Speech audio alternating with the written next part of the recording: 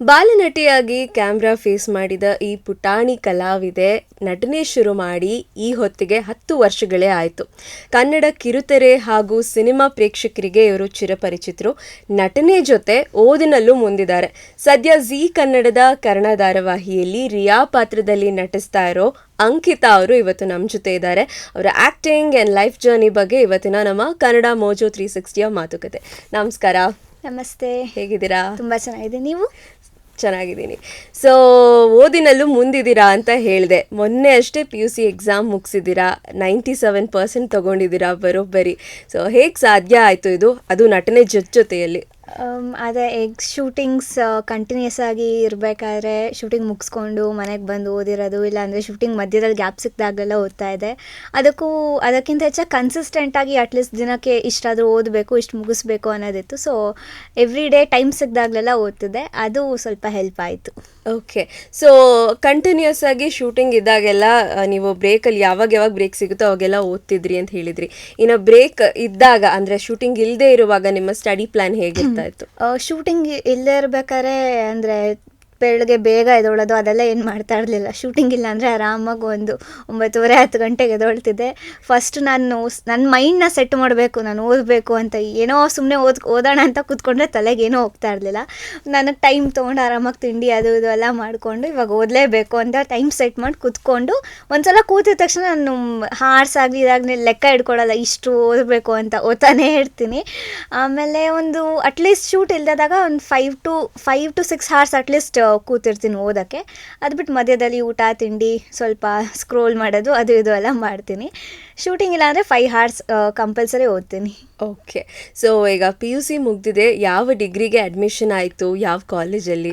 BBA in business analytics ತೊಗೊಂಡೆ. ನಾನು SSMRV PU ಕಾಲೇಜಲ್ಲೇ PU ಮಾಡಿದ್ದು. ಸೊ ಅದರದ್ದೇ ಡಿಗ್ರಿ ಕಾಲೇಜ್ ಇದೆ, ಅಲ್ಲೇ ಡಿಗ್ರಿಗೆ ಅಡ್ಮಿಷನ್ ಆಯಿತು. ಓಕೆ. ಸೊ ನೀವು ಆಕ್ಚುಲಿ 10th ಮಾಡುವಾಗ ಭೂಮಿಗೆ ಬಂದ ಭಗವಂತ ಮಾಡ್ತಾ ಇದ್ರಿ ಅಂತ ಅನ್ಸುತ್ತೆ. ಸೊ ಆಗ್ಲೂ ಕೂಡ ಒಳ್ಳೆ ಸ್ಕೋರೇ ಮಾಡಿದ್ರಿ. ಹೇಗೆ ಸಾಧ್ಯ ಆಯ್ತು, ಹೇಗೆ ಓದ್ತಾ ಇದ್ರಿ? 10th ನನಗೆ ಸ್ವಲ್ಪ ತುಂಬ ಟೈಮ್ ಕೊಟ್ಟಿದ್ರು. ಭೂಮಿಗೆ ಬಂದ ಭಗವಂತ ಮಾಡಿದಾಗ ನನಗೊಂದು ಫೆಬ್ರವರಿಗೆ ನನಗೆ ಕಂಪ್ಲೀಟ್ ಟೈಮ್ ಕೊಟ್ಬಿಟ್ಟಿದ್ರು. March 25th ಎಕ್ಸಾಮ್ ಇದ್ದಿದ್ದು. February 1st ನಂಗೆ ಯಾವ ಶೂಟ್ಸು ಇರಲಿಲ್ಲ.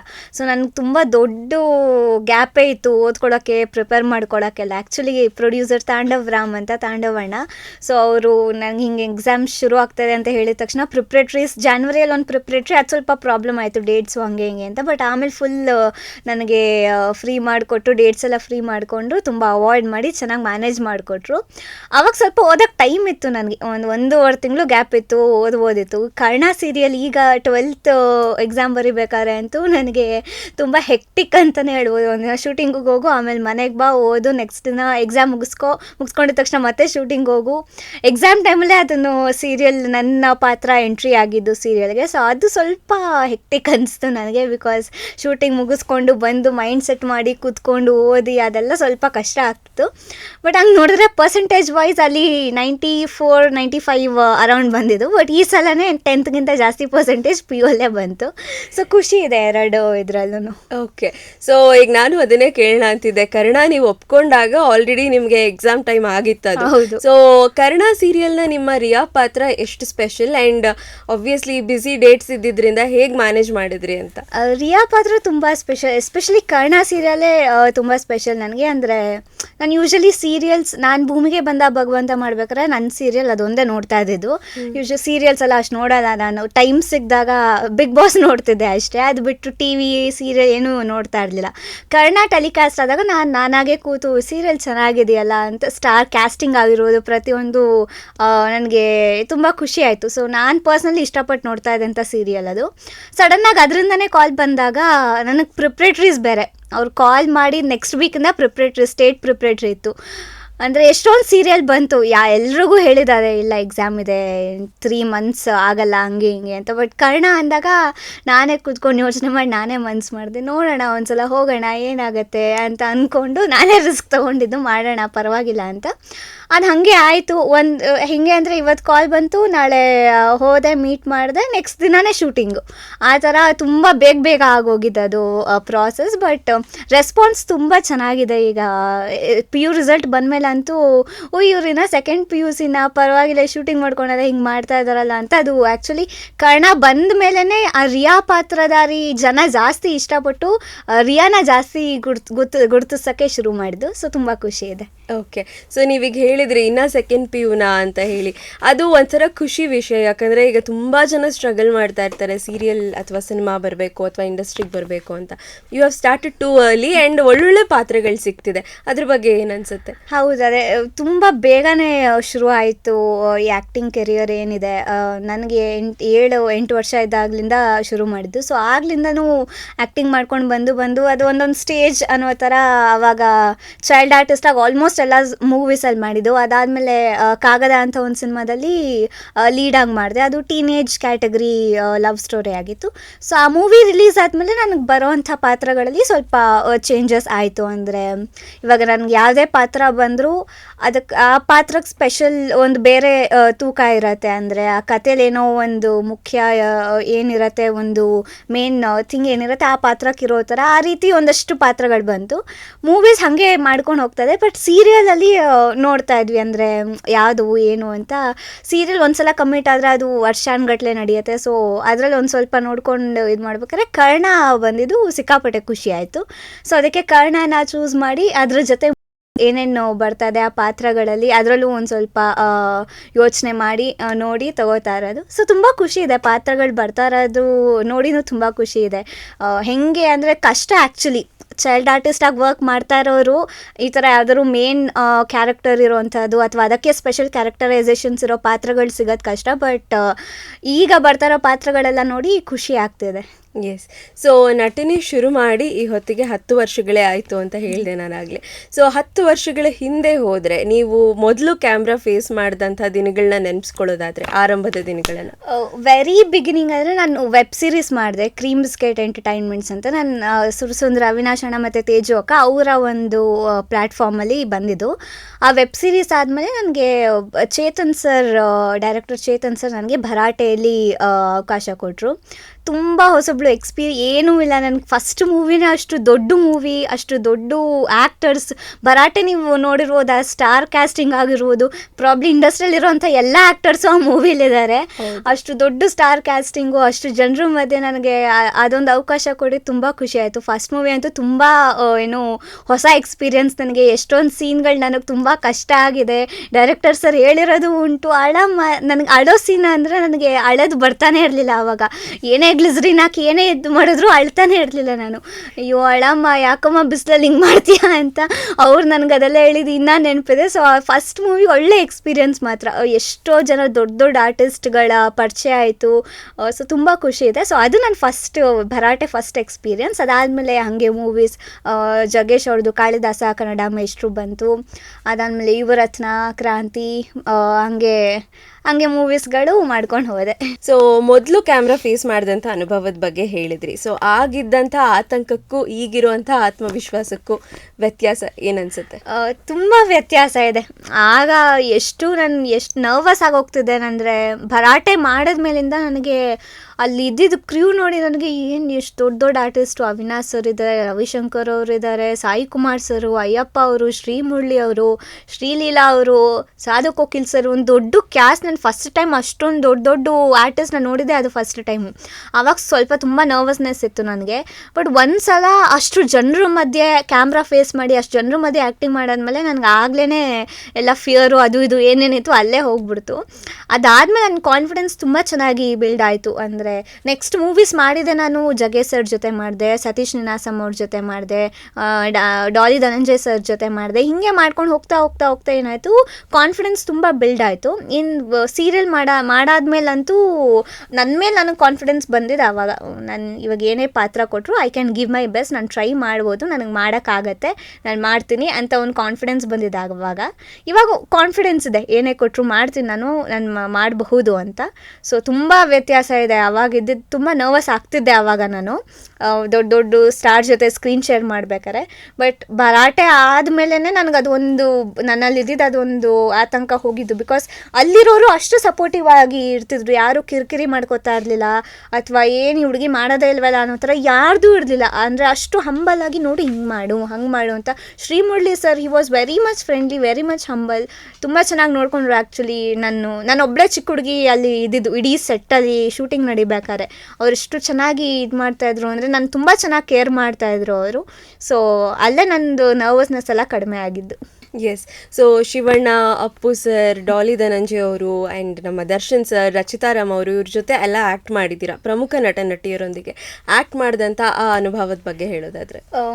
ಅಪ್ಪು ಸರ್ದು ಹೇಳಬೇಕು ಅಂದರೆ ನಾನು ಆ್ಯಕ್ಚುಲಿ ಅವ್ರ ಜೊತೆ 2 ಮೂವಿ, ಯುವರತ್ನ ಮತ್ತು ಜೇಮ್ಸ್ ಮಾಡಿದ್ದು. ಯುವರತ್ನದಲ್ಲಿ ಏನಾಗಿತ್ತು ಅಂದರೆ ಅದ್ರಲ್ಲಿ ತುಂಬ ಒಳ್ಳೆ ಕ್ಯಾರೆಕ್ಟರ್ ಇತ್ತು, ಬಟ್ ಕತೆ ರಿಲೀಸ್ ಆದಮೇಲೆ ಕತೆ ತುಂಬ ಫುಲ್ ಚೇಂಜ್ ಮಾಡಿಬಿಟ್ಟಿದ್ರು.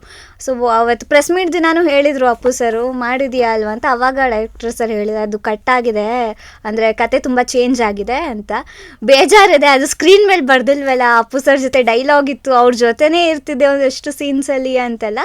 ಬಟ್ ಅವ್ರ ಜೊತೆ ಆ್ಯಕ್ಟ್ ಮಾಡಿದ ಖುಷಿ ಇದೆ. ಆ್ಯಕ್ಟ್ ಮಾಡ್ಬೇಕಾರೆ ಎಲ್ಲ ಪರವಾಗಿಲ್ಲ, ಚೆನ್ನಾಗಿ ಆ್ಯಕ್ಟ್ ಮಾಡ್ತೀಯಾ, ಇಷ್ಟೇ ಚೆನ್ನಾಗಿ ಓದಬೇಕಾಯ್ತಾ ಅಂತೆಲ್ಲ ಹೇಳ್ತಾ ಇದ್ರು ಅವರು.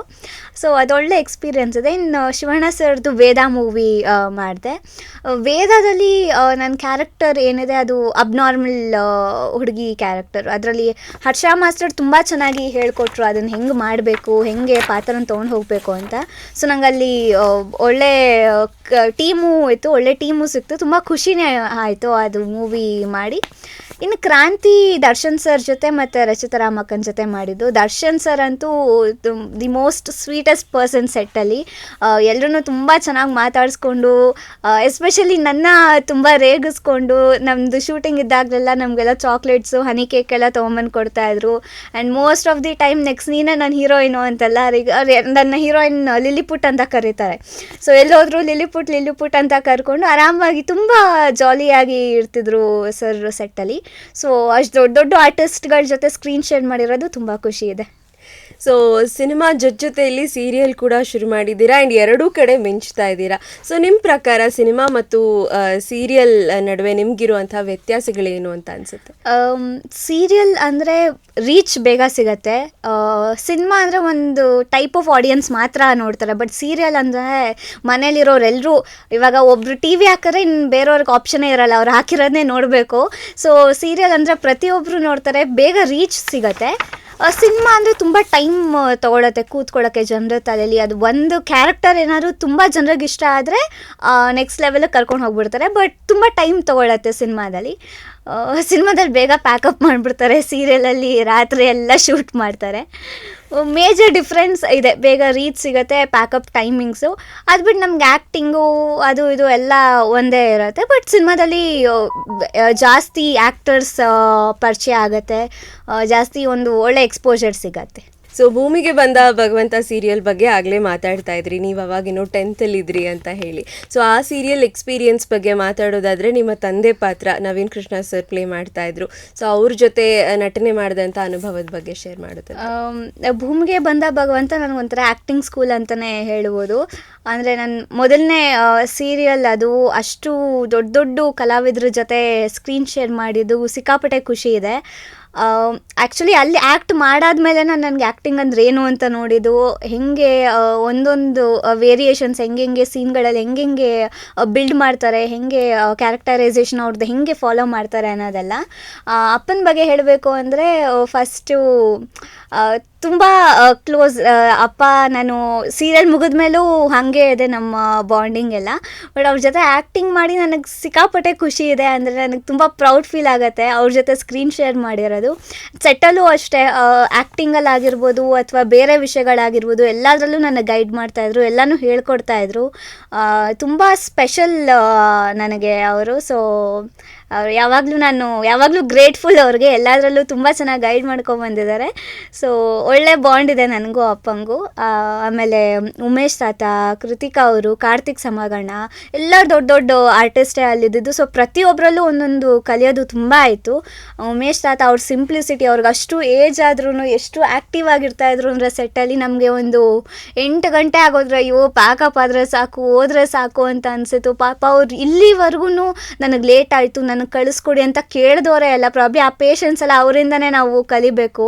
ಈಗೆಲ್ಲ 8 ಗಂಟೆ ಆದರೆ ಮಾಡೋಕ್ಕೆ ನಮಗೆ ಮನಸ್ಸೇ ಇರಲ್ಲ. ಅವ್ರು 10 ಗಂಟೆ ಆದ್ರೂ ಅವರು ಇಲ್ಲಿವರೆಗೂ ಒಂದು ದಿನ ಕೇಳಿದವರಲ್ಲ ನನಗೆ ಆಗ್ತಾ ಇಲ್ಲ, ನಾನು ಮಾಡಲ್ಲ ಅಂತ. ಅಲ್ಲಿ ಏನೇ ಫೆಸಿಲಿಟೀಸ್ ಇಲ್ಲ ಅಂದರೂ ಎಷ್ಟೇ ಲೇಟ್ ಆದ್ರೂ ಎಷ್ಟು ಒಂಚೂರು ಕೂಗಾಡದೆ ಮಾಡಿದೆ ತುಂಬ ಕಾಮಾಗಿರ್ತಾಯಿದ್ರು ಸೆಟ್ಟಲ್ಲಿ. ಸೊ ಪ್ರಾಬ್ಲಿ ಅಲ್ಲಿರೋರೆಲ್ಲ ತುಂಬ ಗ್ರೌಂಡೆಡ್ ಆಗಿದ್ರು. ಅಂದರೆ ಎಲ್ರಿಗೂ ಒಂದು ಮಾರಲ್ ವ್ಯಾಲ್ಯೂಸ್ ಅಂತ ಇತ್ತು. ಸೊ ತುಂಬ ಖುಷಿ ಇದೆ. ಅಷ್ಟು ಒಳ್ಳೆ ಸೆಟ್ಟಲ್ಲಿ ಅಷ್ಟು ವರ್ಷ ಕಳೆದು ಅಂಥ ಆ್ಯಕ್ಟರ್ಸ್ಗಳ ಮಧ್ಯ ಆ್ಯಕ್ಟಿಂಗ್ ಮಾಡಿರೋದಕ್ಕೆ ಸಿಕ್ಕಾಪಟ್ಟೆ ಖುಷಿ ಇದೆ. ಓಕೆ, ಸೊ ಕೃತಿಕಾ ಅವರು ಮತ್ತು ನವೀನ್ ಕೃಷ್ಣ ಸರ್ ಅವ್ರ ಜೊತೆ ಈಗಲೂ ಟಚ್ಚಲ್ಲಿದ್ದೀರಾ? ಹಾಂ ಹೌದು. ಅವ್ರಿಗೆ ನವೀನ್ ಕೃಷ್ಣ ಅಪ್ಪ ಅವಾಗವಾಗ ಅಂದರೆ ಮಂತ್ಲಿ ಅಟ್ಲೀಸ್ಟ್ ನಾನು ಒಂದು 3-4 ಸಲ ಫೋನ್ ಮಾತಾಡ್ತಾನೆ ಇರ್ತೀನಿ. ವಿಷಯ ಇಲ್ಲ ಅಂದ್ರೂ ಮಾತಾಡ್ತೀನಿ. ಅಂದರೆ ಏನೇ ಆದರೂ ನಾನು ಅವ್ರಿಗೆ ಹೇಳ್ತಾ ಇರಬೇಕು, ಹಿಂಗಾಯಿತು ಹಾಗಾಯಿತು ಅಂತ. ಅವರು ಅಷ್ಟೇ, ಅಂದರೆ ತುಂಬ ಇರಿಟೇಟ್ ಮಾಡ್ತೀನಿ ನಾನು ಅವ್ರಿಗೆ. ಸೆಟ್ಟಲ್ಲೂ ಅಷ್ಟೇ, ಶೂಟಿಂಗ್ ಮುಗಿದ ಮೇಲೂ ಅಷ್ಟೇ. ಸೊ ಅವರು ಪಾಪ ಬ್ಯುಸಿ ಇರ್ತಾರೆ. ಅವರು ಡೈರೆಕ್ಷನ್ ಮಾಡ್ತಾ ಇರ್ತಾರೆ ರಾಘವೇಂದ್ರ ಮಹಾತ್ಮೆ. ಆ ಒಂದು ಬ್ಯುಸಿ ಸ್ಕೆಡ್ಯೂಲಲ್ಲೂ ಅವ್ರ ಫ್ರಸ್ಟ್ರೇಷನಲ್ಲೂ ಪಾಪ ನನಗೆ ಟೈಮ್ ಕೊಟ್ಟು ಮಾತಾಡಿಸ್ಕೊಂಡು ಏನೇ ಆದರೂ ಹೇಳ್ತೀನಿ. ನಾನು ಏನಾದರೂ ರೆಡಿ ಆದರೆ ಅಪ್ಪ ಹೇಗೆ ಕಾಣಿಸ್ತಾ ಇದ್ದೀನಿ ಅಂತ ಅವರು ಕೇಳ್ತೀನಿ. ಸೊ ಪ್ರತಿದಿನ ಟಚ್ಚಲ್ಲಿ ಇರ್ತೀವಿ ನಾವು, ಚೆನ್ನಾಗಿ ಮಾತಾಡಿಸ್ಕೊಂಡು ಆರಾಮಾಗಿರ್ತೀವಿ. ಪ್ರಾಬ್ಲಿ ಸೀರಿಯಲ್ ಮುಗಿದ್ಮೇಲೆ ಅಷ್ಟು ಬಾಂಡಿಂಗ್ ಇರಲ್ಲ, ಅಂದರೆ ಬೇಗ ಮುಗ್ದಿದ ತಕ್ಷಣ ಅಷ್ಟು ಕಷ್ಟ ಅಂತ ಆಗ್ಬಿಡತ್ತೆ. ಬಟ್ ನಮ್ಮ ಸೀರಿಯಲ್ ಇದರಲ್ಲಿ ಹಾಗಲ್ಲ, ಅಪ್ಪನ ಜೊತೆ ಟಚ್ ಅಂತೂ ಯಾವಾಗಲೂ ಹಾಗೆ ಇರುತ್ತೆ. ಉಮೇಶ್ ತಾತ ಅವರು ರೀಸೆಂಟಾಗಿ ಹೋಗ್ಬಿಟ್ರು. ಬಟ್ ತಾತ ಅಂದರೆ ನನಗೂ ತಾತ ಇಲ್ಲ ಆ್ಯಕ್ಚುಲಿ. ಅವರು ಬೇಗ ಹೋಗ್ಬಿಟ್ರು ಅಪ್ಪನ ಕಡೆ ಅಮ್ಮನ ಕಡೆ. ಸೆಟ್ಟಲ್ಲಿ ತಾತನ ಪ್ರೀತಿ ಎಲ್ಲ ಹೇಗಿರುತ್ತೆ, ಚೆನ್ನಾಗಿ ಮೊಮ್ಮಕ್ಕಳು ನೋಡ್ಕೋತಾರೆ, ತುಂಬ ಚೆನ್ನಾಗಿದ್ರು ಸೆಟ್ಟಲ್ಲಿ. ಆ್ಯಂಡ್ ಅವರು ಹಾಸ್ಪಿಟ್ಲಿಗೆ ಅಡ್ಮಿಟ್ ಆದಾಗಲೂ ಅಷ್ಟೇ ಎಷ್ಟು ಚೆನ್ನಾಗಿ ಮಾತಾಡಿಸ್ತಾಯಿದ್ರು, ಎಷ್ಟು ಆ್ಯಕ್ಟಿವ್ ಆಗಿರ್ತಾಯಿದ್ರು. ಅಂದರೆ ಇನ್ಸ್ಪಿರೇಷನ್ ಅವರು. ಅಂದರೆ ಏನೇ ಆದರೂ ಮನುಷ್ಯನಿಗೆ ಎಷ್ಟು ಆ್ಯಕ್ಟಿವ್ ಆಗಿರಬೇಕು, ಎಷ್ಟು ಹುಮ್ಮಸ್ಸಿಂದ ಇರಬೇಕು, ಅವ್ರ ವಿಲ್ ಪವರ್ ನನಗೆ ಸಿಕ್ಕಾಪಟ್ಟೆ ಇಷ್ಟ. So yes, so same production ಹೌಸಲ್ಲಿ ನಾನು 1.5 ವರ್ಷ ಕೆಲಸ ಮಾಡಿದೆ ಪುಟ್ಟಕ್ಕನ ಮಕ್ಕಳು ಸೀರಿಯಲ್. ಸೊ ಆಲ್ಮೋಸ್ಟ್ ಎಲ್ಲರೂ ಕೂಡ ಹೇಳ್ತಿದ್ದು ತುಂಬ ಕಂಫರ್ಟ್ ಝೋನ್ ಇದೆ, ತುಂಬ ಚೆನ್ನಾಗಿ ನೋಡ್ಕೋತಾರೆ ಅಂತ. ಸೊ ನಿಮ್ಮ ಪ್ರೊಡಕ್ಷನ್ ಹೌಸ್ ಬಗ್ಗೆ ನಿಮ್ಮ ಮಾತು. ಪ್ರೊಡಕ್ಷನ್ ಹೌಸ್ ನಾನು ಹೇಳಿದ್ನಲ್ಲ, ಪ್ರಾಬ್ಲಿ ನಾನು ಫಸ್ಟ್ ಸೀರಿಯಲಲ್ಲಿ ಇಷ್ಟು ಲಕ್ ಅಂತಾನೆ ಹೇಳ್ಬೋದು. ಪ್ರಾಬ್ಲಿ ಎಷ್ಟು ಕಂಫರ್ಟ್ ಝೋನ್ ಅಂದರೆ ನಮ್ಮ ಡೈರೆಕ್ಟರಿಂದ ಹಿಡಿದು ಪ್ರೊಡಕ್ಷನಿಂದ ಹಿಡಿದು ಪ್ರೊಡ್ಯೂಸರಿಂದ ಹಿಡಿದು ಪ್ರತಿಯೊಬ್ಬರೂ ನಮಗೆ ತುಂಬ ಚೆನ್ನಾಗಿ ಕಂಫರ್ಟ್ ಮಾಡಿಕೊಟ್ಟಿದ್ರು. ಡೈರೆಕ್ಷನಲ್ಲಿ ಆರೂರ್ ಸರ್ ನನ್ನ ಯಾವಾಗಲೂ ನಾನು ನೆನ್ಪಿಟ್ಕೋಬೇಕು. ಬಿಕಾಸ್ ನನ್ನ ಸೀರಿಯಲ್ ಜರ್ನಿ ಏನೇ ಶುರುವಾದರೂ ನೆಕ್ಸ್ಟ್ ಏನೇ ಮಾಡಿದ್ರು ಅದು ಮೂಲ ಅವರೇ, ಅದೇ ಫೌಂಡೇಶನ್ ನನಗೆ ಭೂಮಿಗೆ ಬಂದ ಭಗವಂತ. ಸೊ ಅಷ್ಟು ಒಳ್ಳೆ ಪಾತ್ರ ಕೊಟ್ಟಿರೋದಕ್ಕೆ ಆರೂರ್ ಸರ್, ಪೃಥ್ವಿ ಸರ್ ಮತ್ತು ತಾಂಡವಣ್ಣ ಅವ್ರದ್ದೇ ಪ್ರೊಡಕ್ಷನ್ ಆಗಿತ್ತು. ಸೊ ಅವ್ರಿಗೆಲ್ರಿಗೂ ಥ್ಯಾಂಕ್ ಯು ಹೇಳಬೇಕು. ಬಿಕಾಸ್ 10th ಇದ್ದೆ ನಾನು. ಅವರಿಂದನೂ ಎಷ್ಟು ಸಪೋರ್ಟ್ ಇತ್ತು ಅಂದರೆ ಚೆನ್ನಾಗಿ ಬ್ಯಾಲೆನ್ಸ್ ಮಾಡಿಕೊಟ್ರು ನನಗೆ. ಶೂಟಿಂಗ್ಸ್ ಮಧ್ಯ ಸ್ಕೂಲಲ್ಲ, ನಾನು ಅರ್ಧ ದಿನ ಸ್ಕೂಲ್ ಮುಗಿಸ್ಕೊಂಡು ಶೂಟಿಂಗ್ ಹೋಗ್ತಾಯಿದ್ದೆ, ಹಾಫ್ ಡೇ ಹೋಗ್ತಾಯಿದ್ದೆ. So very much lucky. ಅಂದರೆ ಪ್ರಾಬ್ಲಿ ಗೊತ್ತಿಲ್ಲ, ನನಗೆ ನನ್ನ ಪ್ರೊಡಕ್ಷನ್ ಮೇಲೆ ತುಂಬ ಹೆಮ್ಮೆ ಇದೆ. ತುಂಬ ಅಡ್ಜಸ್ಟ್ ಮಾಡ್ಕೊಂಡಿದ್ದಾರೆ, ತುಂಬ ಚೆನ್ನಾಗಿ. ನನಗೆ ಹೇಳ್ದಂಗೆ ನನಗೆ ಇವಾಗ ಎಕ್ಸಾಮ್ ಇದೆ ಅಂದರೆ ನನಗೆ ಕೇಳ್ದಾಗ ಗಾಡಿ ಕಳಿಸ್ತಾಯಿದ್ರು, ನಮ್ಗೆ ಮುಗ್ದಿದ ತಕ್ಷಣ ಕಳಿಸ್ಕೊಡ್ತಾಯಿದ್ರು. So I'm very much lucky. And best production ಅಂದರೆ ಆರೂರ್ ಸರ್ ಪ್ರೊಡಕ್ಷನ್ ಅಂತ ಹೇಳ್ಬೋದು. ಬಿಕಾಸ್ ಅವ್ರ ಆ್ಯಕ್ಟರ್ಸ್ನ ನೋಡ್ಕೊಳ್ಳೋದಾಗಿರ್ಬೋದು, ಅಥವಾ ಒಬ್ರೊಬ್ರನ್ನ ಟ್ರೀಟ್ ಮಾಡೋದಾಗಿರ್ಬೋದು, ಒಬ್ರು ಗೌರವ ಕೊಡೋದಾಗಿರ್ಬೋದು, ನನಗೆ ಸಿಕ್ಕಾಪಟ್ಟೆ ಕಂಫರ್ಟ್ ಝೋನ್ ಇದ್ದಿದ್ದಂಥ ಪ್ರೊಡಕ್ಷನ್ ಅದು. ಎಸ್, ಸೊ ನೀವು ಆಲ್ರೆಡಿ ಮುಂಚೆಯಿಂದನೂ ಆ್ಯಕ್ಟಿಂಗ್ ಬರ್ತಾ ಇದ್ದಿದ್ದರಿಂದ ಇದೊಂದು ಕಾಮಿಡಿ ಫ್ಯಾಮಿಲಿ ಡ್ರಾಮಾ ಜಾನರ್ ಅಂತ ಹೇಳಿದಾಗ ನಿಮ್ಮ ರೆಸ್ಪಾನ್ಸ್ ಹೇಗಿತ್ತು? ಓಕೆನಾ, ಒಪ್ಕೊಳ್ಳೋ ಬೇಡವಾ ಅನ್ನೋ ಕನ್ಫ್ಯೂಷನ್ ಇತ್ತು? ಫಸ್ಟ್ ಆಫ್ ಆಲ್ ನನಗೆ ಸೀರಿಯಲ್ ಅಂದರೆ ಅಷ್ಟು ಕಷ್ಟ ಇತ್ತು. ಅಂದರೆ ಸೀರಿಯಲ್ ಮಾಡಬೇಕಾ, ಸೀರಿಯಲ್ ಅಂದರೆ ಅಷ್ಟು ವರ್ಷ ಇರತ್ತೆ, ಹಾಗೆ ಹಿಂಗೆ ಅಂತಲೇ ಇದ್ದಿದ್ದು. ಬಟ್ ನಮ್ಮ ಅಮ್ಮಂಗೆ ತುಂಬ ಆಸೆ ಇತ್ತು ನಾನು ಸೀರಿಯಲ್ ಮಾಡಬೇಕು ಅಂತ. ಆವಾಗಲೂ ನಂಗೆ ತಲೆಯಲ್ಲಿ ಕೂತಿದ್ವು, ನಮ್ಮ ಅಮ್ಮಂಗೋಸ್ಕರ ಸೀರಿಯಲ್ ನಾನು ಮಾಡಬೇಕು ಅಂತ. ಈ ಸೀರಿಯಲ್ ಬಂದಾಗ ನನಗೆ ಹೋಪ್ಸೇ ಇರಲಿಲ್ಲ ನಾನು ಸೆಲೆಕ್ಟ್ ಆಗ್ತೀನಿ ಮಾಡ್ತೀನಿ. ಏನೋ ಸುಮ್ಮನೆ ಹೋಗಿ ಆಡಿಷನ್ ಕೊಟ್ಬಿಟ್ಟು ಬಂದಿದ್ದು. ಬಟ್ ನನ್ನ ಕ್ಯಾರೆಕ್ಟರ್ಗೆ ಎಷ್ಟೊಂದು ಜನ ಆಡಿಷನ್ಸ್ ಕೊಟ್ಟಿದ್ರಂತೆ. ಇಡೀ ದಿನ ಸೆಲೆಕ್ಟ್ ಆಗಿರಲಿಲ್ಲ ಯಾರು. ನಾನು ಹೋಗಿದ್ದು ಸಂಜೆ, ಏನೋ ಸುಮ್ಮನೆ ಹೋಗಿ ಬರೋಣ, ಸುಮ್ಮನೆ ಇದು ಮಾಡೋದು ಬೇಡ, ಫಸ್ಟ್ ಆಡಿಷನ್ ಇದು ಕೊಟ್ಬಿಟ್ಟು ಬಂದ್ಬಿಡೋಣ ಸೀರಿಯಲ್ಗೆ ಅಂತ ಹೋಗಿ ಇದು ಮಾಡಿದ್ದು. ಆಮೇಲೆ ಸೆಲೆಕ್ಟ್ ಆದ್ರಿ ಅಂತೆಲ್ಲ ಕಾಲ್ ಬಂತು, ಖುಷಿ ಆಗೋಯ್ತು. ಓ ಝೀಗೆ ಹೋಗ್ತಾ ಇದ್ದೀನಿ ನಾನು, ಝೀಯಲ್ಲಿ ಸೆಲೆಕ್ಟ್ ಆಗಿಬಿಟ್ಟು. ಝೀ ಅಂದರೆ ನನಗೇನೋ ಈಗಲೂ ಹಾಗೆ, ಝೀ ಅಂದರೆ ನಂಗೆ next level feeling, best channel Zee Kannada ಅನ್ನೋ ಥರ. ಸೊ ಸೆಲೆಕ್ಟ್ ಎಲ್ಲ ಆದಮೇಲೆ ತುಂಬ ಮಾಕ್ ಶೂಟ್ಸ್ ಆಯಿತು ಬೇರೆ ಬೇರೆ ಆರ್ಟಿಸ್ಟ್ಗಳ ಜೊತೆ. ಆ್ಯಕ್ಚುಲಿ ನವೀನ್ ಕೃಷ್ಣ ಅಪ್ಪ, ಕೃತಿಕಾ ಅವರು ಅವಾಗ ಫಸ್ಟ್ ಮಾಕ್ ಶೂಟಲ್ಲಿ ಇರಲಿಲ್ಲ, ಬೇರೆಯವ್ರ ಜೊತೆ ಎಲ್ಲ ಶೂಟ್ ಆಯಿತು. ಆಮೇಲೆ ಇವರಿಬ್ರು ಬಂದಾಗ ನಂಗೆ ಸಿಕ್ಕಾಪಟ್ಟೆ ಖುಷಿ ಆಯಿತು, ಭಯನೂ ಆಗೋಯ್ತು. ಅಯ್ಯೋ ಇವ್ರ ಜೊತೆ ಎಲ್ಲ ಆ್ಯಕ್ಟ್ ಮಾಡೋದಿದೆಯಾ ಹಿಂಗೆ ಏನು ಅಂತ. ಫಸ್ಟು ಅಪ್ಪ ನೋಡಿದ್ರೆ ಫಸ್ಟ್ ನನಗೆ ಭಯನೇ ಆಗಿದ್ದು. ನಮ್ಮ ಅಪ್ಪ ಅಮ್ಮ ಅವ್ರು ಬೇರೆ ಹೇಳ್ಬಿಟ್ಟಿದ್ರು, ಅಮ್ಮೂ ನವೀನ್ ಕೃಷ್ಣ ಅವರಮ್ಮು ಹಂಗೆ ಹಿಂಗೆ ಅಂತ. ನನಗೆ ನಾನು ಹೆಂಗೆ ಆ್ಯಕ್ಟ್ ಮಾಡ್ತೀನೋ, ಹೆಂಗೆ ಹೋಗುತ್ತೋ, ನನಗೆ ನಾನೇ ಹೊಸಬ್ಳು ಅನ್ನೋ ಥರ ಫೀಲಿಂಗ್. ಯಾಕಂದರೆ ನನ್ನ ತಮ್ಮನ ಕ್ಯಾರೆಕ್ಟ್ರು ಸ್ಕಂದ ಮಾಡಿದ್ರು, ಅವನು ಡ್ರಾಮಾ ಜೂನಿಯರ್ಸಲ್ಲಿ ಮಾಡಿದ್ದಾನೆ. ಇಲ್ಲಿ ಕೃತಿಕಾ ಅವರು, ಇಲ್ಲಿ ನವೀನ್ ಕೃಷ್ಣ ಅವರು, ಅಲ್ಲಿ ಉಮೇಶ್ ತಾತ. ನನಗೆ ಅಯ್ಯೋ ಹೆಂಗೆ ಮಾಡ್ತೀನೋ ಏನೋ ಅನ್ನೋ ಭಯ ತುಂಬ ಆಯಿತು. ಬಟ್ ಆಮೇಲೆ ಅವರು ಅವರು ಒಂದು ಎನ್ವಿರಾನ್ಮೆಂಟ್ ಕ್ರಿಯೇಟ್ ಮಾಡ್ತಾರಲ್ಲ ಆ್ಯಕ್ಟರ್ಸ್, ಸ್ಟಾರ್ಸ್ಗೆ ಎಷ್ಟು ಕಂಫರ್ಟೇಬಲ್ ಮಾಡಿಕೊಡ್ಬೇಕು ಅನ್ನೋದೆಲ್ಲ. ಸೊ ಅದೆಲ್ಲ ಅವ್ರ ಹಂಬಲ್ನೆಸ್, ಅದಕ್ಕೆ ಅವರೆಲ್ಲ ಹಾಗೆ ಇರೋದು. ಸೊ ತುಂಬ ಖುಷಿ ಆಯಿತು ಅಲ್ಲಿ ಹೆಂಗೆ ಅವ್ರ ಸ್ಟಾರ್ಸ್ನ ಎಷ್ಟು ಚೆನ್ನಾಗಿ ಟ್ರೀಟ್ ಮಾಡ್ತಾರೆ ಅನ್ನೋದಕ್ಕೆ. ಆಮೇಲೆ ಅದೇ ಸೆಲೆಕ್ಟ್ ಆದಮೇಲೆ ರೆಸ್ಪಾನ್ಸ್ ನೋಡಿ ಸಿಕ್ಕಾಪಟ್ಟೆ ಖುಷಿ ಆಯಿತು. ಎಲ್ಲಿ ಹೋದರೂ ಪ್ರಣೀತಾ ಅಂತ ಗುರ್ತಿಸ್ತಿದ್ರು. ಈಗಲೂ ಎಷ್ಟೊಂದು ಜನ ನನ್ನ ರಿಯಾ ಅನ್ನೋ ಬದಲು ನೀನು ಕರ್ಣ ಸೀರಿಯಲಲ್ಲಿ ಮಾಡ್ತಾ ಇದೆಯಾ ಅಲ್ವಾ ಅಂತ ಎರಡು ಮಿಕ್ಸ್ ಮಾಡಿ ಕೇಳಿಬಿಡ್ತಾರೆ. ಸೊ ಪ್ರಣೀತಾ ಅಷ್ಟು ಇಷ್ಟ ಆಗಿದೆ ಜನರಿಗೆ, ಅಷ್ಟು ಇಷ್ಟಪಡ್ತಾರೆ. ಸೊ ತುಂಬ ಖುಷಿ ಇದೆ. ನನಗೆ ಮೇನ್ ಎಕ್ಸ್ಪೋಜರ್ ಸಿಕ್ಕಿದೆ ಭೂಮಿಗೆ ಬಂದ ಭಗವಂತದಲ್ಲಿ ಪ್ರಣೀತಾ ಕ್ಯಾರೆಕ್ಟ್ರಿಂದ. ಆಮೇಲೆ ಬೇರೆ ಬೇರೆ ಅದು ಇದು ಮಾಡ್ಬೇಕಾದ್ರೆ ಮೂವೀಸಲ್ಲಿ ನೋಡಿದ್ರು ಇವಳು ಪ್ರಣೀತಾ ಅಲ್ವಾ ಭೂಮಿಗೆ ಬಂದ ಭಗವಂತ ಅಂತ ಹೇಳ್ತಾರೆ. ಸೊ ಪ್ರಣೀತಾ ತುಂಬ ಸ್ಪೆಷಲ್ ನನಗೆ. ಎಸ್. ಸೊ ಸಿನಿಮಾ ಅಂತ ಬಂದಾಗ ವೇದ ಸಿನಿಮಾದಲ್ಲಿ ಒಂದು ಒಳ್ಳೆ ಚಾಲೆಂಜಿಂಗ್ ರೋಲ್ನ ಪ್ಲೇ ಮಾಡಿದ್ರಿ. ಸೊ ಅದೊಂಥರ ಆಶೀರ್ವಾದ ಅಂತಲೂ ಅಂದ್ಕೊಳ್ಬೋದು. ಈಗ ದೊಡ್ಡ ಮನೆಯ ನಟರೊಂದಿಗೆ ಒಂದು ಸ್ಕ್ರೀನ್ನ ಶೇರ್ ಮಾಡ್ತಿದ್ದೀರಾ ಅಂತಂದರೆ ಅದು ಆಶೀರ್ವಾದ ಅಂತಲೇ. ಸೊ ಆ ರೋಲ್ ಹೇಗಿತ್ತು, ಎಕ್ಸ್ಪೀರಿಯನ್ಸ್ ಹೇಗಿತ್ತು? ತುಂಬ ಖುಷಿ ಇದೆ. ಅಂದರೆ ಸಿನಿಮಾ ಶುರು ಮಾಡೋಕ್ಕೂ ಮುಂಚೆ ಒಂದು ದಿನ ಹರ್ಷ ಸರ್ ಮನೆಯಲ್ಲಿ ಅವ್ರ ಆಫೀಸಿಗೆ ಕಳಿಸಿದ್ರು. ಸೊ ಅವ್ರೇನು ನನಗೆ ಹಿಂಗೆ ಆ್ಯಕ್ಟಿಂಗ್ ಮಾಡು, ಇದು ಮಾಡು, ಅದು ಮಾಡು ಏನೂ ಹೇಳಲೇ ಇಲ್ಲ ನನಗೆ. ನೋಡಿದ್ರು ಇವಳು ಓಕೆ ಅಂದ್ಬಿಟ್ರು. ನನಗೆ ಏನಿರತ್ತೆ, ಏನು ಕತೆ ಏನೂ ಗೊತ್ತಿಲ್ವಲ್ಲ. ಅಂದಮೇಲೆ ನೋಡಮ್ಮ ಅದು ಅಬ್ನಾರ್ಮಲ್ ಹುಡುಗಿ ಕ್ಯಾರೆಕ್ಟ್ರ್, ಹಿಂಗೆ ಮಾಡ್ತೀಯ ಬಿಡು, ಹಿಂಗೆ ಬರತ್ತೆ, ಸೊ ಹಿಂಗೆ ಸೀನ್ಗಳಿರತ್ತೆ, ಇದಿರತ್ತೆ ಅಂತ ಕತೆ ಅದೇನಿರತ್ತೆ ಅಂತ ಹೇಳಿದ್ರು. ನನಗೆ ಆವಾಗಲಿಂದ ಅನಿಸಿದ್ದು, ನನಗೆ ಒಂದು ಸಲ ಆ್ಯಕ್ಟ್ ಮಾಡಿ ತೋರಿಸು ಅಂತ ಹೇಳಿಲ್ಲ, ಏನು ಮಾಡಲಿ ನಾನು ಅಬ್ನಾರ್ಮಲ್, ನನಗೆ ಅದು ಐಡಿಯಾನೇ ಇಲ್ಲ ಹಿಂಗೆ ಆ್ಯಕ್ಟ್ ಮಾಡಬೇಕು ಏನು ಎತ್ತ ಅಂತ. ಆಮೇಲೆ ನೆಕ್ಸ್ಟ್ ಡೈರೆಕ್ಟ್ ಶೂಟಿಂಗಿಗೆ ಹೋಗಿದ್ದು ನಾವು. ಶೂಟಿಂಗಲ್ಲಿ ಹೋದಾಗ ಅವ್ರು ಎಷ್ಟು ಚೆನ್ನಾಗಿ ಹೇಳ್ಕೊಟ್ರು ಅಂದರೆ, ನನಗೆ ಯಾವುದೋ ಒಂದು ವೀಡಿಯೋನೂ ಇದೆ ಹರ್ಷ ಸರ್ ಹೇಳ್ಕೊಡ್ತಾ ಇರೋದು. ಒಂದು ಅರ್ಧ ಗಂಟೆ ಕೂರಿಸ್ಕೊಂಡು ಅವ್ರು ಆ್ಯಕ್ಟ್ ಮಾಡಿ ತೋರಿಸಿದ್ರು ನನಗೆ, ಹಿಂಗೆ ಮಾಡು, ಹಂಗೆ ಮಾಡು, ಹಿಂಗೆ ಮಾಡು ಅಂತ. ಸೊ ಅಂದರೆ ಡೈರೆಕ್ಟರ್ ಸರ್ ಅಷ್ಟು ಕಂಫರ್ಟೇಬಲ್ ಮಾಡಿಕೊಟ್ಟು, ಅಂದರೆ ಅಷ್ಟು ಫ್ರೆಂಡ್ಲಿ ಆಗಿದ್ಬಿಟ್ರೆ ನಮಗೂ ಭಯ ಇರಲ್ಲ. ಸೊ ಎಷ್ಟು ಫ್ರೆಂಡ್ಲಿ ಆಗಿದ್ರು ಅಂದರೆ ಹರ್ಷ ಮಾಸ್ಟರ್, ನಾನು ಈಗಲೂ ನೆನೆಸ್ಕೋತೀನಿ ನೋಡೋಣ. ಬೇರೆ ಯಾವ ಮೂವಿ ಮಾಡ್ಕೊಂಡ್ಬಂದ್ರೂ ಹರ್ಷ ಮಾಸ್ಟರ್ ಎಷ್ಟು ಚೆನ್ನಾಗಿ ನೋಡ್ಕೋತಾರೆ. ನೈಟ್ ಶೂಟ್, ಪೂರ್ತಿ ನೈಟ್ ಶೂಟ್ ನಂದಿದ್ದು, ಒಂದು 10 ದಿನ ಶೂಟಿಂಗ್ ಆಯ್ತದು. ಪೂರ್ತಿ ನೈಟ್ ಶೂಟ್ ಇದ್ದಾಗ ಅವ್ರು ಮಾನಿಟರ್ ಪಕ್ಕ ಚೇರ್ ಹಾಕ್ಸ್ಬಿಟ್ಟು, ನಿಂಗೆ ನಿದ್ದೆ ಬರ್ತಾಯಿದ್ರೆ ಮಲ್ಕೋ, ಇಲ್ಲಾಂದರೆ ಹೋಗಿ ಓದ್ಕೋ. ಯಾವಾಗಲೂ ಎಕ್ಸಾಮ್ ನಡೀತಾ ಇತ್ತು ನನಗೆ. ಫಸ್ಟ್ ಟೈಮ್ ನನಗೆ ಕ್ಯಾರವಾನ್ ಅಂತ ಕೊಟ್ಟು, ನನಗೆ ಅಂತ ಸಪ್ರೇಟ್ ಕ್ಯಾರವಾನ್ ಕೊಟ್ಟು, ಇದು ಅಂಕಿತಾಗೆ ಅವಳದು ಸೀನ್ ಇಲ್ದಾಗ ನೀನು ಆರಾಮಾಗಿ ಕ್ಯಾರವಾನಲ್ಲಿರೋ, ಆಚೆ ಎಲ್ಲ ಬಂದು ಕೂತ್ಕೋಬೇಡ ಅಂತೆಲ್ಲ ಹೇಳಿ ಅಷ್ಟು ಚೆನ್ನಾಗಿ ನೋಡಿಕೊಂಡ್ರು ನನಗೆ. ಗೀತಾ ಮ್ಯಾಮ್ ಪ್ರೊಡಕ್ಷನ್ ಆಗಿರ್ಬೋದು, ಹರ್ಷ ಮಾಸ್ಟರ್ ಆಗಿರ್ಬೋದು. ಸೊ ತುಂಬ ಚೆನ್ನಾಗಿತ್ತು ವರ್ಕ್ ಎಕ್ಸ್ಪೀರಿಯನ್ಸ್ ಮಾತ್ರ. ಅದೇ ಮಾನಿಟರ್ ಪಕ್ಕ ಚೇರ್ ಹಾಕಿ ಕೂರಿಸಿ, ಅವ್ರಿಗೇನಾದ್ರು ಸಪ್ರೇಟಾಗಿ ತಿಂಡಿ ತೊಗೊಂಬಂದು ಕೊಟ್ಟರೆ ಇವಳಿಗೂ ತೊಗೊಂಬನ್ನಿ ಅಂತ ನನಗೂ ಸಪ್ರೇಟಾಗಿ ರಾತ್ರಿ ಹೊತ್ತು ಏನಾದ್ರು ಹೊಟ್ಟೆ ಹಸ್ವಾದಾಗ ತರಿಸಿ ತುಂಬ ಚೆನ್ನಾಗಿ ನೋಡಿಕೊಂಡ್ರು. So most friendly director. ನನಗೆ ಅವ್ರ ಜೊತೆ ವರ್ಕ್ ಮಾಡಬೇಕು ಅಂದರೆ ತುಂಬ ಖುಷಿ ಆಗುತ್ತೆ ನನಗೆ. ಎಸ್. ಸೊ ಕಾಗದ ಸಿನಿಮಾದ ಬಗ್ಗೆ ಆಗಲೇ ಹೇಳ್ತಾ ಇದ್ರಿ, ಒಂದು ಟೀನೇಜ್ ರೋಲ್ನ ಪ್ಲೇ ಮಾಡಿದ್ರಿ ಅಂತ. ಲೀಡ್ ರೋಲ್ ಪ್ರೌಡ್ ಫೀಲ್ ಮಾಡಿರ್ತೀರಾ ಆ ರೋಲ್ನ ಪ್ಲೇ ಮಾಡೋದ್ರ ಬಗ್ಗೆ ಹೇಳಿ.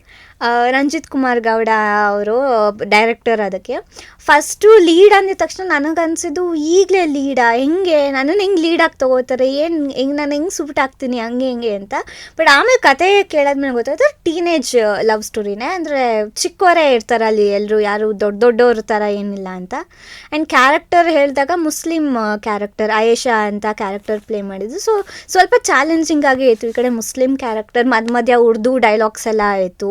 ಅದಾದಮೇಲೆ ಕ್ಲೈಮ್ಯಾಕ್ಸ್ ಸೀನು, ನಾನು ಕ್ಯಾರಿ ಮಾಡ್ಬೋದಾ ಇದನ್ನು, ಅಷ್ಟು ಮೆಚೋರ್ಡಾಗಿ ಕಾಣಿಸ್ತೀನಿ ಆ ಸ್ಕ್ರೀನ್ ಮೇಲೆ, ಹೆಂಗೆ ಏನು ಅಂತೆಲ್ಲ ಅಂದಾಗ ಅವ್ರು ಡೈರೆಕ್ಟರ್ ಸರ್ ಅವರು ಅಷ್ಟೇ ಎಷ್ಟು ಚೆನ್ನಾಗಿ ಗೈಡ್ ಮಾಡಿ, ಪ್ರತಿಯೊಂದು ಸೀನ್ಗೂ ಒಂದೊಂದು ಎಕ್ಸ್ಪ್ರೆಷನ್ನು ಹಿಂಗೆ ಬರಬೇಕು ಹಂಗೆ ಬರಬೇಕು ಅಂತ ಹೇಳ್ಕೊಟ್ಟು ತುಂಬ ಚೆನ್ನಾಗಿ ಡೈರೆಕ್ಷನ್ ಮಾಡಿದ್ರು ಅವರು. ಸೊ ಅಲ್ಲೇನೇ ಔಟ್ಪುಟ್ ಬಂದರೂ ಅವರೇ ರೀಸನ್. ಮತ್ತು ನಾನು ಸ್ಕ್ರೀನ್ ಮೇಲೆ ಅಷ್ಟು ಚೆನ್ನಾಗಿ ಕಾಣಿಸೋದಕ್ಕೆ, ಒಂದ್ಸಲ ಸ್ಕ್ರೀನ್ ಮೇಲೆ ನನ್ನ ನೋಡಿದ್ರೆ ಅಷ್ಟು ಚಿಕ್ಕ ಹುಡುಗಿ ಅಂತ ಅನ್ಸಲ್ಲ ನಾನು. ಅಂದರೆ ಆ ಪಾತ್ರಕ್ಕೆ ಆ ವಯಸ್ಸಿಗೆ ಎಷ್ಟು ಹೆಂಗಿರಬೇಕು ಹಾಗೆ ಇದ್ಲು ಆಯೇಷಾ. ಸೊ ತುಂಬ ಖುಷಿ ಇದೆ. ಅಮ್ಮ ಕ್ರಿಯೇಷನ್ಸ್ ಅಂತ ಪ್ರೊಡಕ್ಷನ್ ಆ್ಯಕ್ಚುಲಿ. ಸೊ ಅವರು ಮತ್ತು ಡೈರೆಕ್ಟರ್ ಸರ್ ಇಬ್ಬರು ಡಿಸ್ಕಸ್ ಮಾಡಿ ಲಾಸ್ಟಿಗೆ ನಾನೇ ಮಾಡಬೇಕು ಅಂತ ಹೇಳಿ ನಾವೊಂದು ಸ್ವಲ್ಪ ಯೋಚನೆ ಮಾಡಿ ಆಮೇಲೆ ಒಪ್ಕೊಂಡಿದ್ದೆ ಆ ಮೂವಿ. ಬಟ್ ಆ ಮೂವಿ ಆದಮೇಲಿಂದನೇ, ಅದು ಒಂದು ಸಲ ರಿಲೀಸ್ ಆದಮೇಲಿಂದನೇ ನನಗೆ ಬರೋವಂಥ ಕ್ಯಾರೆಕ್ಟರ್ಸ್ ಆಗಿರ್ಬೋದು ಅಥವಾ ನನಗೆ ಅಪ್ರೋಚ್ ಮಾಡೋ ಅಂಥ ಕ್ಯಾರೆಕ್ಟರ್ಸ್ ಪ್ರತಿಯೊಂದೂ ಒಂದು ಸ್ವಲ್ಪ ಚೇಂಜಸ್ ಆಯಿತು. ಸೊ ಕಾಗದ ಅದೇ ನನ್ನ ನೆಕ್ಸ್ಟ್ ಸ್ಟೆಪ್ ಅಂತ ಏನಿದೆ, ಭೂಮಿಗೆ ಬಂದ ಭಗವಂತ ಮುಗಿದ್ಮೇಲೆ ಕಾಗದ ರಿಲೀಸ್ ಆಗಿದ್ದು. ಸೊ ಒಂದೊಳ್ಳೆ ಗ್ರಾಫ್, ಒಳ್ಳೆ ಪ್ರೋಗ್ರೆಸ್ ಆಯಿತು. ಎಸ್. ಸೊ ಸಿನಿಮಾ, ಸೀರಿಯಲ್ ಜೊತೆ ವೆಬ್ ಸೀರೀಸ್ ಎಕ್ಸ್ಪೀರಿಯನ್ಸ್ ಕೂಡ ನಿಮಗಿದೆ. ಆ ದಿನಗಳನ್ನ ಶೂಟ್ನ ನೆನೆಸ್ಕೊಳ್ಳೋದಾದ್ರೆ? ಹಾಂ, ವೆಬ್ ಸೀರೀಸ್ ನಾನು ಹಕ್ಕುನ ಮಟಾಟ ಅಂತ ಮಾಡಿದೆ, ವಿಜಯ ರಾಘವೇಂದ್ರ ಸರ್ ಮತ್ತು ರಂಜನಿ ರಾಘವನ್ ಅಕ್ಕ.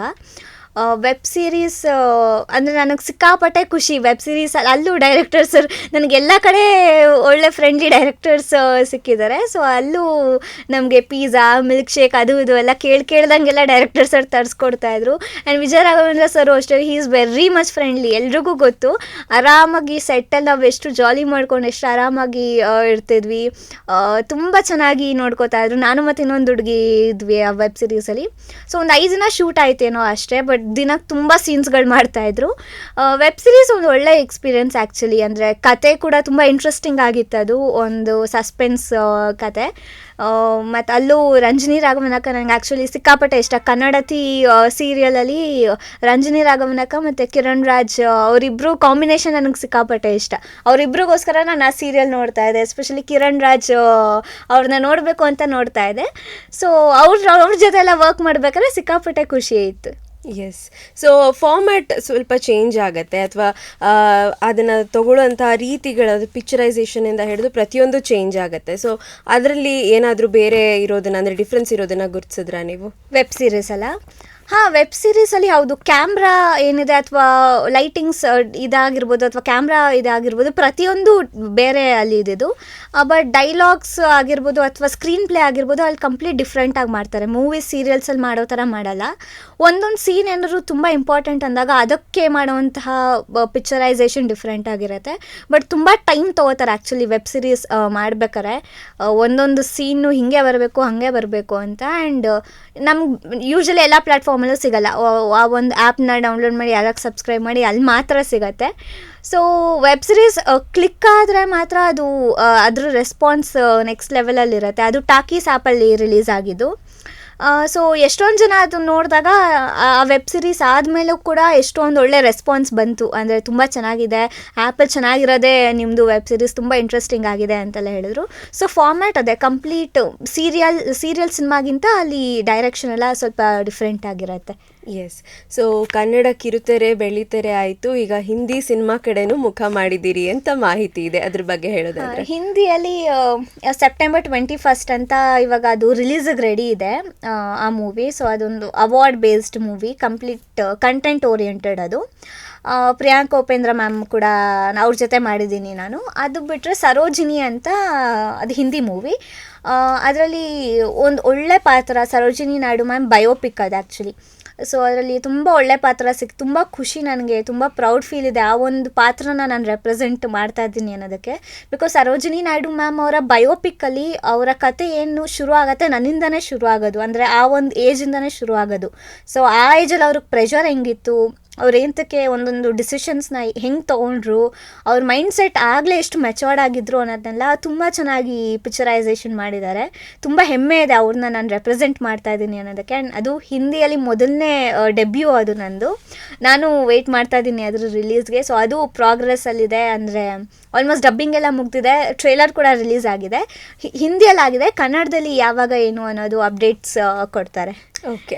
ಸೊ ಆ ಅವಕಾಶ ಬಂದಿದ್ದು ಹೇಗೆ ಅನ್ನೋದ್ರ ಬಗ್ಗೆ ಹೇಳಕ್ಕೆ ಇಷ್ಟಪಡ್ತೀರಾ? ಅವಕಾಶ ಹೆಂಗೆ ಅಂದರೆ ಸೋನಾಲ್ ಅಕ್ಕ ಅಡಲ್ಟ್ ಕ್ಯಾರೆಕ್ಟರ್ ಮಾಡ್ತಾರೆ. ಅಂದರೆ ಮದುವೆ ಏಜ್ ಅಲ್ಲಿ ಹೆಂಗಿರ್ತಾರೆ ಆ ಒಂದು ಏಜ್ ಕ್ಯಾಟಗರಿ ಮಾಡ್ತಾ ಇದ್ದಾರೆ. ಸೊ ಅದಕ್ಕೆ ಚೈಲ್ಡ್ಹುಡ್ ಹುಡುಕ್ಬೇಕಾದ್ರೆ ಸ್ವಲ್ಪ ಫೇಸ್ ರಿಸೆಂಬಲ್ ಆಗೋ ಥರನ ಹುಡುಕ್ತಾ ಇದ್ರು. ಒಂದ್ಸಲ ನನ್ನ ಪ್ರೊಫೈಲ್ ಅವ್ರು ನೋಡಿದಾಗ ಕರ್ಸಿದ ತಕ್ಷಣ ಅವ್ರಿಗೆ ಶಾಕ್ ಆಗೋಯ್ತು. ಅಂದರೆ ನೀವಿಬ್ಬರು ಒಂದೇ ಥರ ಇದ್ದೀರಲ್ಲ, ನಿಮ್ಮ ಡಿಫ್ರೆನ್ಸೇ ಇಲ್ವಲ್ಲ, ಹೆಂಗೆ ಅಂದರೆ ಕರೆಕ್ಟ್ ಕರೆಕ್ಟಾಗಿ ನಮ್ಮ ಕತೆ ಕರೆಕ್ಟಾಗಿದ್ದೀರ ನೀವು, ಅವರು, ಅದಾದಮೇಲೆ ಏಜ್ ಆಗಿರೋ ಕ್ಯಾಟಗರಿ ಇನ್ನೊಬ್ರು ಇದ್ದಾರೆ. 3 ಜನ ಕಣ್ಣು ಮುಚ್ಕೊಂಡು ನಂಬಿಡ್ತಾರೆ ನೀವೆಲ್ಲ ಏಜ್ ಕ್ಯಾಟಗರಿ ಹಂಗೆ ಬರ್ತಾ ಇದೆ ಅಂದರೆ. ಇಲ್ಲ, ತುಂಬ ಚೆನ್ನಾಗಿದೆ, ನಿಮ್ಮ ಫೇಸ್ ಸಿಮಿಲಾರಿಟಿ ತುಂಬ ಚೆನ್ನಾಗಿದೆ, ನೀವೇ ಮಾಡಬೇಕಿದನ್ನ ಅಂತ ಹೇಳಿದ್ದು. ಫಸ್ಟ್ ಸೆಲೆಕ್ಟ್ ಮಾಡಿದ್ದೆ ನಾನು ನೋಡಿದ ತಕ್ಷಣ ಫೇಸ್ ತುಂಬ ಹೋಲಿಕೆ ಇದೆ ಅಂತ. ಅದಾದಮೇಲೆ ಹಿಂದಿ ಸ್ಕ್ರಿಪ್ಟ್ ಎಲ್ಲ ಕೊಟ್ಟರು. ಅದು ಶೂಟಿಂಗ್ ಹಿಂದಿಯಲ್ಲೂ ಮಾಡಿದ್ವಿ, ಕನ್ನಡದಲ್ಲೂ ಶೂಟ್ ಮಾಡಿದ್ವಿ. ಒಂದು ಸೀನ್ ಆಗಿದ ತಕ್ಷಣ ಹಿಂದಿಯಲ್ಲಿ ಮತ್ತು ಕನ್ನಡದಲ್ಲಿ ಅನ್ನೋ ಥರ. ಅದಕ್ಕೆ ಹಿಂದಿನೂ ಸ್ವಲ್ಪ ಕಲಿತು ಅದಕ್ಕೆ ಪ್ರಿಪ್ರೇಷನ್ಸ್ ತುಂಬ ಇತ್ತು. ಕ್ರ್ಯೂ ಪೂರ್ತಿ ಹಿಂದಿ ಅವರೇ, ಕನ್ನಡದವರು ಬರೀ ಡೈರೆಕ್ಟರ್ ಸರ್ ಮಾತ್ರ ಇದ್ದಿದ್ದಲ್ಲಿ, ಮಿಕ್ದವರೆಲ್ಲ ಹಿಂದಿ ಅವರೇ. ಯಾರ ಜೊತೆ ಕಮ್ಯುನಿಕೇಟ್ ಮಾಡಬೇಕು ಅಂದ್ರೆ ಹಿಂದಿಯಲ್ಲಿ ಮಾಡಬೇಕು, ಇಂಗ್ಲೀಷಲ್ಲಿ ಮಾಡಬೇಕು. ಸೊ ಪ್ರಿಪ್ರೇಷನ್ಸ್ ತುಂಬ ಆಯಿತು. ಅದಕ್ಕೆ ಹಿಂದಿ ಕಲಿತು, ಇಂಗ್ಲೀಷಲ್ಲಿ ಹಿಂದಿ ಕಲಿತು, ಹಿಂದಿಯಲ್ಲಿ ಹಿಂದಿ ಕಲಿತು, ತುಂಬ ಚೆನ್ನಾಗಿ. ಅಲ್ಲೂ ಕ್ರ್ಯೂ ಕೂಡ ತುಂಬ ಸಪೋರ್ಟಿವ್ ಆಗಿದ್ರು ಎಲ್ಲರೂ. ಸೊ ತುಂಬ ಮೇಕಿಂಗ್ ತುಂಬ ಇದೆ ಅದಕ್ಕೆ, ಕಾಸ್ಟ್ಯೂಮಿಂದ ಹಿಡಿದು ಮೈನ್ಯೂಟ್ ಡೀಟೇಲ್ಸ್ನ ಕೂಡ ಅಷ್ಟು ಚೆನ್ನಾಗಿ. ನನ್ನ ಹೇರ್ ಸ್ಟೈಲ್ ಹಿಂಗೆ ಬರಬೇಕು, ಈ ರಿಬ್ಬನ್ ಹಿಂಗೆ ಇರಬೇಕು, ಈ ಡ್ರೆಸ್ ಹಿಂಗೆ ಇರಬೇಕು ಅನ್ನೋದಕ್ಕೆ. ಆ್ಯಂಡ್ ಅದರಲ್ಲೂ ಏನಿದೆ ಅಂದರೆ ನಂದು ತುಂಬ ಚೈಲ್ಡ್ಹುಡ್ ಇದೆ. ಅದಾದ್ಮೇಲೆ ಒಂದು ಸ್ವಲ್ಪ ದೊಡ್ಡ ಹುಡುಗಿ, ಒಂದು ಕಾಲೇಜ್, ಒಂದು ಸ್ಕೂಲ್ ಮುಗಿಸ್ದಾದ್ಮೇಲೆ ಒಂದು ಸ್ವಲ್ಪ ದೊಡ್ಡ ಹುಡುಗಿ ಥರ ಹಿಂಗೆ ಕಾಣಿಸ್ತಾರೆ. ಆ ಥರ ನನ್ನ 2 ಶೇಡಲ್ಲಿ ಅಲ್ಲೇ ತೋರಿಸಿದ್ದಾರೆ. ಅಂದರೆ ಒಂದು ಹೇರ್ ಸ್ಟೈಲಲ್ಲಿ, ಮೇಕಪ್ಪಲ್ಲೆಲ್ಲ ಚೇಂಜಸ್ ಮಾಡಿ ಅಷ್ಟು ಚೆನ್ನಾಗಿ ಅವರು ಪೋರ್ಟ್ರೇ ಮಾಡಿದ್ದಾರೆ. ತುಂಬ ಮೇಕಿಂಗ್ ತುಂಬ ಚೆನ್ನಾಗಿದೆ. ಸೊ ತುಂಬ ನಾನು ಎಕ್ಸೈಟೆಡ್ ಆಗಿದ್ದೀನಿ ಬೇಗ ಅದನ್ನು ಸ್ಕ್ರೀನ್ ಮೇಲೆ ನೋಡೋದಕ್ಕೆ. Yes, all the very best. Thank you. And Hindi ಅಂದಿದ ತಕ್ಷಣ ಫ್ಲೂಯೆನ್ಸಿ ಹೇಗಿತ್ತು ನಿಮಗೆ? ಮುಂಚೆಯಿಂದನೂ ಹಿಂದಿ ಚೆನ್ನಾಗಿ ಬರ್ತಿತ್ತಾ, ಅಥವಾ ಕಲ್ತ್ರಿ ಅನ್ನೋದಾದ್ರೆ ಅಲ್ಲಿ ಸ್ಕ್ರಿಪ್ಟಿಗೆ ತಕ್ಕ ಹಾಗೆ ಏನು ಬೇಕಿತ್ತು? ಫ್ಲೂಯೆನ್ಸಿ ಅದೇ ಸ್ಕ್ರಿಪ್ಟಿಗೆ ತಕ್ಕನಂಗೆ ಕಲಿತೆ. ನನಗೆ ಹಿಂದಿ ಮಾತಾಡೋಕೆ ಅಷ್ಟಕ್ಕಷ್ಟೇ. ಅಂದರೆ ನಾನು ರೈಟಿಂಗಲ್ಲಿ ತುಂಬ ಚೆನ್ನಾಗಿದ್ದೀನಿ. ಎಕ್ಸಾಮ್ ಟೈಮಲ್ಲೆಲ್ಲ ಓದಿ ನಾನು ಯೂಶ್ವಲಿ ರೈಟಿಂಗೇ ಪ್ರಾಕ್ಟೀಸ್ ಮಾಡೋದು. ಎಕ್ಸಾಮಲ್ಲೆಲ್ಲ ಹಿಂದಿ ಕೂತ್ಕೊಂಡು ಬರೆದು ಪ್ರಾಕ್ಟೀಸ್ ಮಾಡ್ತೀನಿ. ಸೊ ಹಿಂದಿ ಸ್ಕ್ರಿಪ್ಟ್ ಓದೋಕೆ ಈಸಿ ನನಗೆ. ಸ್ಕ್ರಿಪ್ಟ್ ಓದೋಕೆ ಬರೋದೆ, ಬಟ್ ಫ್ಲೂಯೆನ್ಸಿ ಇಲ್ಲ. ಬಟ್ಲರ್ ಹಿಂದಿ ಮಾತಾಡೋದು ನಾನು ಎಲ್ಲ ಮಿಕ್ಸ್ ಮಾಡಿ ಮಾತಾಡ್ತೀನಿ, ಬಟ್ ಓದೋಕ್ಕೆ ಬರತ್ತಲ್ವ. ಸೊ ಅದಕ್ಕೆ ನನಗೆ ಸ್ವಲ್ಪ ತುಂಬ ಈಸಿ ಆಯಿತು. ಆರಾಮಾಗಿ ನಾನು ಯಾರ್ದು ಡಿಪೆಂಡೆನ್ಸಿ ಇಲ್ಲದೆ ಆರಾಮಾಗಿ ಓದ್ಕೋಬೋದು. ನಾನು ನನಗೆ ಅರ್ಥ ಆಗ್ಬಿಡೋದು, ಮೀನಿಂಗ್ ಏನು, ವರ್ಡ್ ಏನು ಅರ್ಥ ಕೊಡುತ್ತೆ ಅನ್ನೋದಲ್ಲ, ಅದ್ರದ್ದೆಲ್ಲ ಪ್ರಾಬ್ಲಮ್ ಇರ್ತಾ ಇರಲಿಲ್ಲ. ಬಟ್ ಡೈಲಾಗ್ ಡೆಲಿವರಿ ಮಾಡಬೇಕಾದ್ರೆ ಸ್ವಲ್ಪ ಕಾನ್ಷಿಯಸ್ ಆಗಿಬಿಡ್ತಿದ್ದೆ, ಇದಕ್ಕೇನೋ ಬೇರೆ ಮೀನಿಂಗ್ ಬಂದುಬಿಟ್ರೆ ಏನು ಹಂಗೆ ಹಿಂಗೆ ಅಂತ. ಬಟ್ ಡಬ್ಬಿಂಗಲ್ಲಿ ನೋಡ್ಕೋಬೋದು ಅದನ್ನು. ಬಟ್ ಸ್ವಲ್ಪ ಓದೋಕ್ಕೆ ಬರೋದ್ರಿಂದ ಈಸಿ ಇತ್ತು. ಅಲ್ಲೂ ಅಷ್ಟು ಸಪೋರ್ಟಿವ್ ಆಗಿದ್ರು, ನೀನು ನೀಟಾಗಿ ಲಿಪ್ಸಿಂಗ್ ಮಾಡು, ಪರವಾಗಿಲ್ಲ, ಅಷ್ಟು ಕ್ಲಾರಿಟಿ ಏನು ಬೇಕಾಗಿಲ್ಲ, ಡಬ್ಬಿಂಗಲ್ಲಿ ನೋಡ್ಕೊಳ್ಳೋಣ ಅಂತ. ಸೊ ಅದು ಈಸಿ ಆಯ್ತು ನನಗೆ. ಓಕೆ, ನಾನೀಗ ಅದೇ ಕೇಳೋಣ ಅಂತಿದ್ದೆ, ಡಬ್ಬಿಂಗ್ ನೀವೇ ಮಾಡಿದ್ರ ಹೇಗೆ ಏನು ಅಂತ? ಡಬ್ಬಿಂಗ್ ಆಗಿಲ್ವಾ? ಡಬ್ಬಿಂಗ್ ಇನ್ನೂ ಆಗಿಲ್ಲ. ಕನ್ನಡಕ್ಕೆ ಫಸ್ಟ್ ಕನ್ನಡ ಮಾಡಿ ಆಮೇಲೆ ಹಿಂದಿ ಮಾಡೋಣ ಅಂತ. ಸೊ ಕನ್ನಡ ಡಬ್ಬಿಂಗ್ಗೆ ವೇಟ್ ಮಾಡ್ತಾ ಇದ್ದೀನಿ. ಎಸ್, ಸೊ ಕನ್ನಡ, ಹಿಂದಿ ಜೊತೆಲಿ ತೆಲುಗು, ತಮಿಳು ಅಂತ ಬರೋದಾದ್ರೆ, ತೆಲುಗು ತಮಿಳು ಭಾಷೆ ಕಲ್ತಿದ್ದೀರಾ? ಆಫರ್ಸ್ ಬಂದಿದ್ಯಾ ಅಲ್ಲಿಂದ? ತೆಲುಗು ಮಾತಾಡೋಕ್ಕೆ ಬರುತ್ತೆ, ತೆಲುಗು ಅರ್ಥನೂ ಆಗುತ್ತೆ, ಮಾತಾಡೋಕ್ಕೂ ಬರುತ್ತೆ. ತಮಿಳು ಅರ್ಥ ಆಗುತ್ತಷ್ಟೇ, ಮಾತಾಡೋಕ್ಕೆ ಬರಲ್ಲ. ಆಫರ್ಸ್ ಅಂದರೆ ಸೀರಿಯಲ್ಗೆ ಬಂದಿತ್ತು. ಬಟ್ ಎಕ್ಸಾಮ್ಸು ಮತ್ತು ಇಲ್ಲಿಂದ ಟ್ರಾವೆಲ್ ಮಾಡಿ ದಿನ ಅಲ್ಲಿ ಸ್ಪೆಂಡ್ ಮಾಡೋದು ಸ್ವಲ್ಪ ಕಷ್ಟ ಆಗುತ್ತೆ. ತೆಲುಗು ಆಗಲಿ ತಮಿಳಾಗಲಿ ಚೆನ್ನೈ, ಹೈದ್ರಾಬಾದ್ಗೆಲ್ಲ ಹೋಗಿ ಬರೋದು ಎಲ್ಲ ಕಷ್ಟ ಆಗುತ್ತೆ ಬೆಂಗಳೂರಿಂದ. ಸೊ ಅದಕ್ಕೆ ಈ ಎಜುಕೇಷನ್ ಸೆಕೆಂಡ್ PU ಮುಗಿದ ಮೇಲೆ ಏನಾದರೂ ಬಂದರೆ ಸ್ವಲ್ಪ ಯೋಚನೆ ಮಾಡ್ಬೋದು, ಡಿಗ್ರಿ ಸೇರ್ಕೊಂಡ್ಮೇಲೆ ಅನ್ನೋದು ಐಡಿಯಾ ಆಯಿತು. ಮೂವೀಸ್ ಬರ್ತಿದೆ, ನೋಡಬೇಕು. ಅಂದರೆ ತಮಿಳಲ್ಲಿ ಅಷ್ಟು ಕಾನ್ಫಿಡೆನ್ಸ್ ಇಲ್ಲದೆ ಇರೋದ್ರಿಂದ ತೆಲುಗು ಈಸಿಯಾಗಿ ಇದು ಮಾಡ್ಬೋದು, ಅರ್ಥ ಆಗತ್ತೆ ನನಗೆ. ತಮಿಳ್ ನೋಡಬೇಕು. ಸೊ ಆಫರ್ಸ್ ಬಂದರೆ ಆಫ್ಕೋರ್ಸ್ ಮಾಡ್ತೀನಿ. ಹೆಂಗೆ ಕತೆ ಹೆಂಗೆ ತೊಗೊಂಡು ಹೋಗ್ತಾರೆ, ಏನಿರತ್ತೆ ಅಂತ ಕೇಳ್ಕೊಂಡು ನನಗೂ ಆಸಕ್ತಿ ಇದೆ ಮಾಡಬೇಕು ಅಂತ. ಎಸ್, ಸೊ ಶೂಟಿಂಗ್ಗೆ ಅಪ್ಪ ಅಮ್ಮ ಜೊತೆಲಿ ಬರ್ತಾ ಇರ್ತಾರಾ? ಹಾಂ, ಹೌದು. ಅಂದರೆ ಮೂವಿಗೆ ಅಪ್ಪ ಬರ್ತಾರೆ, ಸೀರಿಯಲ್ಗೆ ಅಮ್ಮ ಬರ್ತಾರೆ.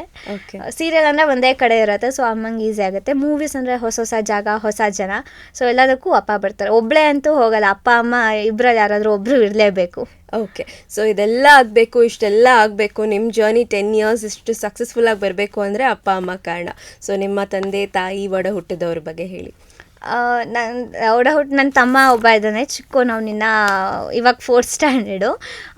ಅದಕ್ಕೆ ಅವನು ನನ್ನ ನೋಡಿಕೊಂಡು, ಅವನ್ನ ನೋಡಿಕೊಂಡು, ಅವ್ರ ಕೆಲಸಗಳನ್ನ ನೋಡಿಕೊಂಡು, ಅವ್ರದ್ದು ಬೇರೆನೋ ಏನೋ ಇರತ್ತೆ, ಬಟ್ ಸ್ಟಿಲ್ ನನಗೆ ಟೈಮ್ ಸ್ಪೆಂಡ್ ಮಾಡ್ತಾನೆ. ನಂದು ಏನೇ ಶೂಟ್ಸ್ ಇದ್ದರೂ ಈ ಡೇಟ್ಸ್ ಆಗಿರ್ಬೋದು ಪ್ರತಿಯೊಂದು ಮ್ಯಾನೇಜ್ ಮಾಡೋದು ಅವರೇ. ಸೊ ನಾನು ಇಷ್ಟು ಈಸಿಯಾಗಿ ನಂದು ಗ್ರಾಫ್ ಹಿಂಗಿದೆ ಅಂದರೆ ಅಪ್ಪ ಅಮ್ಮನೇ ರೀಸನ್. ಅದಕ್ಕೆ ಎಲ್ಲೇ ಹೋದರೂ ಜೊತೇಲಿದ್ದು ಅವ್ರ ಟೈಮ್ನ ಸ್ಪೆಂಡ್ ಮಾಡಿ ತುಂಬ ಚೆನ್ನಾಗಿ ಅವ್ರು ಹ್ಯಾಂಡಲ್ ಮಾಡ್ಕೊಂಡು ಮಾತಾಡಿಸ್ಕೊಂಡು ಆ್ಯಂಡ್ ಏನೇ ನನ್ನ ಹತ್ರ ಯಾವುದು ಡೈರೆಕ್ಟಾಗಿ ಬರಲ್ಲ, ಅವ್ರ ಹತ್ರ ಹೋಗಿ ಅದು ಅವರೆಲ್ಲ ಒಪ್ಕೊಂಡು ಅದೆಲ್ಲ ಆದಮೇಲೆ ನನಗೆ ವಿಷಯ ಬರೋದು. ಸೊ ಅದರಲ್ಲಿ ತುಂಬ ಸಪೋರ್ಟಿವ್ ಪೇರೆಂಟ್ಸ್ ಇದ್ದಾರೆ ನನಗೆ. ಸೊ ಅದಕ್ಕೆ I am very much lucky. Probably ಈ ಥರ ಸಪೋರ್ಟಿವ್ ಪೇರೆಂಟ್ಸ್ ಇದ್ದರೆ ಏನು ಬೇಕಾದರೂ ಮಾಡ್ಬೋದು. So yes. ಸೊ ತಂದೆ ತಾಯಿ ಮತ್ತು ನಿಮ್ಮ ಫ್ರೆಂಡ್ಸ್ ರಿಲೇಟಿವ್ಸ್ ಎಲ್ಲ ನಿಮ್ಮ ಅಚೀವ್ಮೆಂಟ್ಸ್ ಬಗ್ಗೆ ಏನು ಹೇಳ್ತಾರೆ? ಫ್ರೆಂಡ್ಸ್ಗಂದರೆ ಇವಾಗ ಫ್ರೆಂಡ್ಸ್ಗೆಲ್ಲ ನಮ್ಮ ಫ್ರೆಂಡ್ಸ್ ಎಲ್ಲರ ಜೊತೆ ಫ್ರೆಂಡ್ಲಿಯಾಗೇ ಇರ್ತೀನಿ. ಸೊ ಅವ್ರಿಗೆ ಓ ಅಂತ ಏನೂ ಅನಿಸಲ್ಲ, ಅವರು ಆರಾಮಾಗಿ ತೊಗೋತಾರೆ. ಬಟ್ ಹಿಂಗೆ ಆಚೆ ಹೋದಾಗ ಜನ ಎಲ್ಲ ಗುರ್ತಿಸಿ ಮಾತಾಡ್ಸ್ತಾರಲ್ಲ, ಓ ನೀ ನೆಕ್ಸ್ಟ್ ಮಾರ್ಕ್ಸ್ ಹಾಕೊಂಬ, ನಿನ್ನಿಂದ ತುಂಬ ಪ್ರಾಬ್ಲಮ್ ಆಗತ್ತೆ, ನಮಗೆ ಆರಾಮಾಗಿ ಓಡಾಡೋಕ್ಕಾಗಲ್ಲ ಅಂತ ಇದು ಮಾಡ್ತಾರೆ. ಅವ್ರಿಗೆ ಖುಷಿ ಇದೆ ಅಫ್ಕೋರ್ಸ್ ನನ್ನ ಫ್ರೆಂಡ್ ಹಿಂಗೆಲ್ಲ ಮಾಡ್ತಾಳೆ ಅಂತ. ಬಟ್ ಅವರು ಓವರ್ ಹೈಪ್ ಮಾಡ್ಕೊಳ್ಳಲ್ಲ. ರಿಲೇಟಿವ್ಸ್ಗೆ ತುಂಬ ಹೆಮ್ಮೆ ಇದೆ. ಅಂದರೆ ಮೊದಲು ಅವರು ಇದ್ದಿದ್ದ ಒಪಿನಿಯನ್ಗೂ ಇವಾಗ ಇಷ್ಟು ಒಳ್ಳೆ ಎಕ್ಸ್ಪೋಜರ್ ಸಿಕ್ಕಿ ಇಷ್ಟು ಒಳ್ಳೆ ರಿಸಲ್ಟ್ ಎಲ್ಲ ಬಂದಮೇಲೆ ಅವ್ರಿಗೆ ಒಂದು ಬೇರೆ ಒಪಿನಿಯನೇ ಇದೆ. ತುಂಬ ಚೆನ್ನಾಗಿ ರೆಸ್ಪಾನ್ಸ್ ಇದೆ ರಿಲೇಟಿವ್ಸ್ ಕಡೆಯಿಂದನೂ. ಎಲ್ಲೇ ಹೋದ್ರೂ ತುಂಬ ಚೆನ್ನಾಗಿ ಮಾತಾಡಿಸ್ಕೊಂಡು ಇದು ಮಾಡ್ತಾರೆ. ಸೊ ರಿಲೇಟಿವ್ಸ್ ಕೂಡ ತುಂಬ ಸಪೋರ್ಟಿವ್ ಆಗಿದ್ದಾರೆ. ಅಷ್ಟೇ. ನೆಕ್ಸ್ಟ್ ಪ್ರಾಜೆಕ್ಟ್ ಯಾವುದು ಅಂತ ಕೇಳ್ತಾ ಇರ್ತಾರೆ ಅವಾಗವಾಗ? ಹಾಂ, ನೆಕ್ಸ್ಟ್ ಪ್ರಾಜೆಕ್ಟ್ ಯಾವುದು, ಕತೆ ಸೀರಿಯಲ್ ಕತೆ ಕೇಳ್ತಾ ಇರ್ತಾರೆ. ನೆಕ್ಸ್ಟ್ ಏನು ನಡೆಯುತ್ತೆ, ಮದುವೆ ಆಗುತ್ತಾ ಇಲ್ವಾ, ಹಂಗೆ ಹಿಂಗೆ ಅಂತ. ನನಗೆ ಕತೆ ಗೊತ್ತಿಲ್ಲ, ಇವತ್ತು ಶೂಟ್ ಅಂದರೆ ಇವತ್ತು ಟೆಲಿಕಾಸ್ಟ್ ಅನ್ನೋ ಥರ ಆಗ್ತಾ ಇದೆ, ಕತೆ ಗೊತ್ತಿಲ್ಲ, ಹಂಗೆ ನಡೀತಾ ಇದೆ. ನಿಮ್ಗೆ ಎಷ್ಟು ಗೊತ್ತೋ ನಮಗೂ ಅಷ್ಟೇ ಗೊತ್ತು ಅಂತಿರ್ತೀನಿ. ಬಟ್ ಅದೇ ಸೀರಿಯಲ್ ಮಾಡ್ತಾ ಇರೋದ್ರೆ ನೆಕ್ಸ್ಟ್ ಕತೆ ಏನು ಅಂತ ಕೇಳ್ತಾರೆ, ಏನು ಪ್ರಾಜೆಕ್ಟ್ ಎಲ್ಲ ಕೇಳ್ತಾರೆ. ಆ್ಯಂಡ್ ತುಂಬ ಸಪೋರ್ಟ್ ಮಾಡ್ತಾರೆ, ಯಾವುದು ಏನು ಎತ್ತ ಅಂತ ಎಲ್ಲ ಕೇಳಿಕೊಂಡು. ಸೊ ಎಲ್ಲರೂ ಸಪೋರ್ಟಿವ್ ಆಗಿದ್ದಾರೆ. ಎಸ್. ಸೊ ಇಷ್ಟು ಮಾತಾಡ್ತಾ ಇರುವಾಗ ನೋಡ್ತಾ ಇದ್ರೆ ನಿಮಗೆ ಏಜಿಗೆ ಮೀರಿದ ಮೆಚುರಿಟಿ ಇದೆ, ಎಕ್ಸ್ಪೀರಿಯನ್ಸ್ ಇದೆ ಅಂತ ಅನ್ಸುತ್ತೆ. ಬಟ್ ನೀವು ಚೈಲ್ಡ್ಹುಡ್ಡಲ್ಲಿ ಅಂದರೆ 4 to 6 years 4 to 7 years ಇದ್ದಾಗ ಹೇಗಿದ್ರಿ? ತರಲೆ ಮಾಡ್ತಿದ್ರಾ? ಸಿಕ್ಕಾಪಟ್ಟೆ ಮಾತಾಡ್ತಿದ್ರಾ? ಸಿಕ್ಕಾಪಟ್ಟೆ ಮಾತಾಡ್ತಾ ಇದೆ, ಮಾತು ಜಾಸ್ತಿ ನಂದು. ಎಷ್ಟು ಮಾತಾಡ್ತಾ ಸುಮ್ಮನೆ ಇರು ಅಂತ ಅನ್ಬೇಕು ಅಷ್ಟು ಮಾತಾಡ್ತೀನಿ ನಾನು. ತರಲೆ ಅದೇ ಇವಾಗಲೂ ತರಲೆ ಮಾಡ್ತಾ ಇರ್ತೀನಿ ನನ್ನ ತಮ್ಮನ ಜೊತೆ. ಬಟ್ ಅದೇ ತುಂಬ ಹೈಪರ್ ಆ್ಯಕ್ಟಿವ್ ಆಗೇ ಇದೆ ಅನ್ಸುತ್ತೆ ನಾನು ಚಿಕ್ಕವಳಿದಾಗ. ಅದಕ್ಕೆ ಬೇಗ ಸ್ಕೂಲ್ಗೂ ಹಾಕ್ಬಿಟ್ರು ನನ್ನ. 3 yearsಗೆ ನಾನು UKG ಫಸ್ಟ್ ಸ್ಟ್ಯಾಂಡರ್ಡ್ ಏನೋ ಸೇರಿಕೊಂಡಿದ್ದು, KG ಎಲ್ಲ ಓದಲಿಲ್ಲ. ಅದಕ್ಕೆ ಸ್ಕೂಲಲ್ಲೂ ಅದೇ ಕಂಪ್ಲೇಂಟು, ತುಂಬ ಮಾತಾಡ್ತಾಳೆ. ನಂದು ಕಂಪ್ಲೇಂಟ್ ಅಂದರೆ ಅದು ಒಂದೇ, ತುಂಬ ಮಾತಾಡ್ತಾಳೆ. ಅಕ್ಕಪಕ್ಕದವ್ರನ್ನ ಸುಮ್ಮನೆ ಇರೋಕ್ಕೆ ಬಿಡಲ್ಲ, ಮಾತಾಡ್ಸ್ತಾನೆ ಇರ್ತಾಳೆ, ಸುಮ್ಮನೆ ಅಂತ ಇರಲ್ಲ. ಅದೇ ಕಂಪ್ಲೇಂಟ್ ಆಗಿದ್ದು. ಸೊ ಆಮೇಲೆ ಬೇಗ ಇಂಡಸ್ಟ್ರಿಗೂ ಬಂದಿರೋದ್ರಿಂದ ಎಲ್ಲ ದೊಡ್ಡವ್ರ ಜೊತೆ ಬೆರೆತು ಒಂದು ಒಳ್ಳೆ ಎನ್ವಿರಾನ್ಮೆಂಟಲ್ಲಿ ಇರೋದ್ರಿಂದ ಪ್ರಾಬ್ಲಿ ಮೆಚುರಿಟಿ ಹಾಗೆ ಅದರಿಂದನೇ ಸ್ವಲ್ಪ ಜಾಸ್ತಿ ಆಯ್ತೇನೋ. ಸೊ ಬಟ್ ಖುಷಿ ಇದೆ. ಮಾತು ಎಲ್ಲಿ ಮಾತಾಡ್ಬೇಕು ಜಾಸ್ತಿ ಮಾತಾಡ್ತೀನಿ, ಇಲ್ಲಾಂದರೆ ಸುಮ್ಮನೆ ಇದ್ಬಿಡ್ತೀನಿ. ಆವಾಗ ತುಂಬ ಮಾತಾಡ್ತಾ ಇದೆ, ಇವಾಗ ಅಷ್ಟೊಂದೆಲ್ಲ ಮಾತಾಡಲ್ಲ. ಓಕೆ. ಯಾವುದಾದ್ರೂ ಒಂದು 2-3 ಮೆಮೊರಬಲ್ ಮೊಮೆಂಟ್ಸ್ನ ನೆನೆಸ್ಕೊಳ್ಳೋಕೆ ಇಷ್ಟಪಡ್ತೀರಾ ಚೈಲ್ಡ್ಹುಡ್ಡಿಂದ? ಚೈಲ್ಡ್ಹುಡ್ ನಾನು ಫಸ್ಟ್ ಅಪ್ಪು ಸರ್ ನೋಡಿದ್ದು ನನಗೆ ತುಂಬ ಮೆಮೊರಬಲ್ ಮೂಮೆಂಟ್. ಶಿವಣ್ಣ ಅವರ ಮಗಳ ಮದುವೆಲಿ ನಾನು ಫಸ್ಟ್ ನೋಡಿದ್ದು. ನನಗೆ ಆವಾಗ ಒಂದು 6-7 ವರ್ಷ ಅನಿಸುತ್ತೆ. ತುಂಬ ಚಿಕ್ಕ ಹುಡುಗಿ ಅವಾಗ, 6-7 ವರ್ಷದ ಹುಡುಗಿ. ಸೀರೆ ಹಾಕೊಂಡ್ಬಿಟ್ಟಿದ್ದೆ ನಾನು ಅವಾಗ. ಅದು ಮಕ್ಳದ್ದು ಸೀರೆ ಎಲ್ಲ ಬರುತ್ತಲ್ಲ, ಹಂಗೆ ಸೀರೆ ಉಡ್ಕೊಂಡು ರೆಡಿ ಆಗಿದ್ದೆ. ನಾನು ಫಸ್ಟ್ ಟೈಮ್ ನೋಡಿದಾಗ ಎಷ್ಟು ಖುಷಿಯಾಗೋಯ್ತು ಅಂದರೆ, ನಾನು ಅಪ್ಪು ಸರ್ ದೊಡ್ಡ ಫ್ಯಾನು. ಡೈರಿ ಸರ್ಕಲಲ್ಲಿ ಡೈರಿ ಡೇ ಇದೆ, ಅಲ್ಲಿ ಅವ್ರದ್ದು ನಂದಿನಿ ಪಾರ್ಲರ್ ಅವ್ರದ್ದು ಅಡ್ವರ್ಟೈಸ್ಮೆಂಟ್ ಒಂದು ದೊಡ್ಡ ಬ್ಯಾನರ್ ಫೋಟೋ ಹಾಕಿದ್ರು. ಅವಾಗ ಅದೇ ಅಪ್ಪು ಸರ್ ಅಂದ್ಕೊಂಡು ನಾವು ಅಪ್ಪನ ಕರೆದು ಫೋಟೋ ತೆಗಿ ಅಪ್ಪು ಸರ್ ಜೊತೆ, ಅಪ್ಪು ಸರ್ ಹಾಯ್ ಅಂತೆಲ್ಲ ಮಾತಾಡಿಸ್ತಾ ಇದ್ದೆ ನಾನು. ಬಟ್ ಅದು ಪೋಸ್ಟರ್ ಅಂತ ನನಗೆ ಗೊತ್ತೇ ಇಲ್ಲ, ಅಪ್ಪು ಸರೇ ಅಲ್ಲಿದ್ದಾರೆ ಅನ್ನೋದು ನನಗೆ. ಸೊ ಹಂಗೆ ಅಷ್ಟು ಕ್ರೇಜ್ ಇತ್ತು ನನಗೆ ಅವ್ರ ಮೇಲೆ. ಸೊ ಅವ್ರದ್ದು ಡೈರೆಕ್ಟಾಗಿ ಅವ್ರನ್ನ ನೋಡಿದಾಗ ಎಷ್ಟು ಖುಷಿ ಆಗೋಯ್ತು ಅಂದರೆ, ಅವ್ರು ನನ್ನ ಕರೆದು ಅಯ್ಯೋ ಎಷ್ಟು ಪುಟ್ಟಲಕ್ಷ್ಮಿ ಎಷ್ಟು ಚೆನ್ನಾಗಿದೆಯಾ ನೀನು ಅಂತ ಹಿಂಗೆ ಅವ್ರ ಮೇಲೆ ಕೂರಿಸ್ಕೊಂಡು ಫೋಟೋ ಕೊಟ್ಟರು. ಸೊ ಅದು ಫಸ್ಟ್ ಅಪ್ಪು ಸರ್ನ ನೋಡಿದ್ದು ಮೆಮೊರೇಬಲ್ ಎಕ್ಸ್ಪೀರಿಯನ್ಸ್ ಅದು.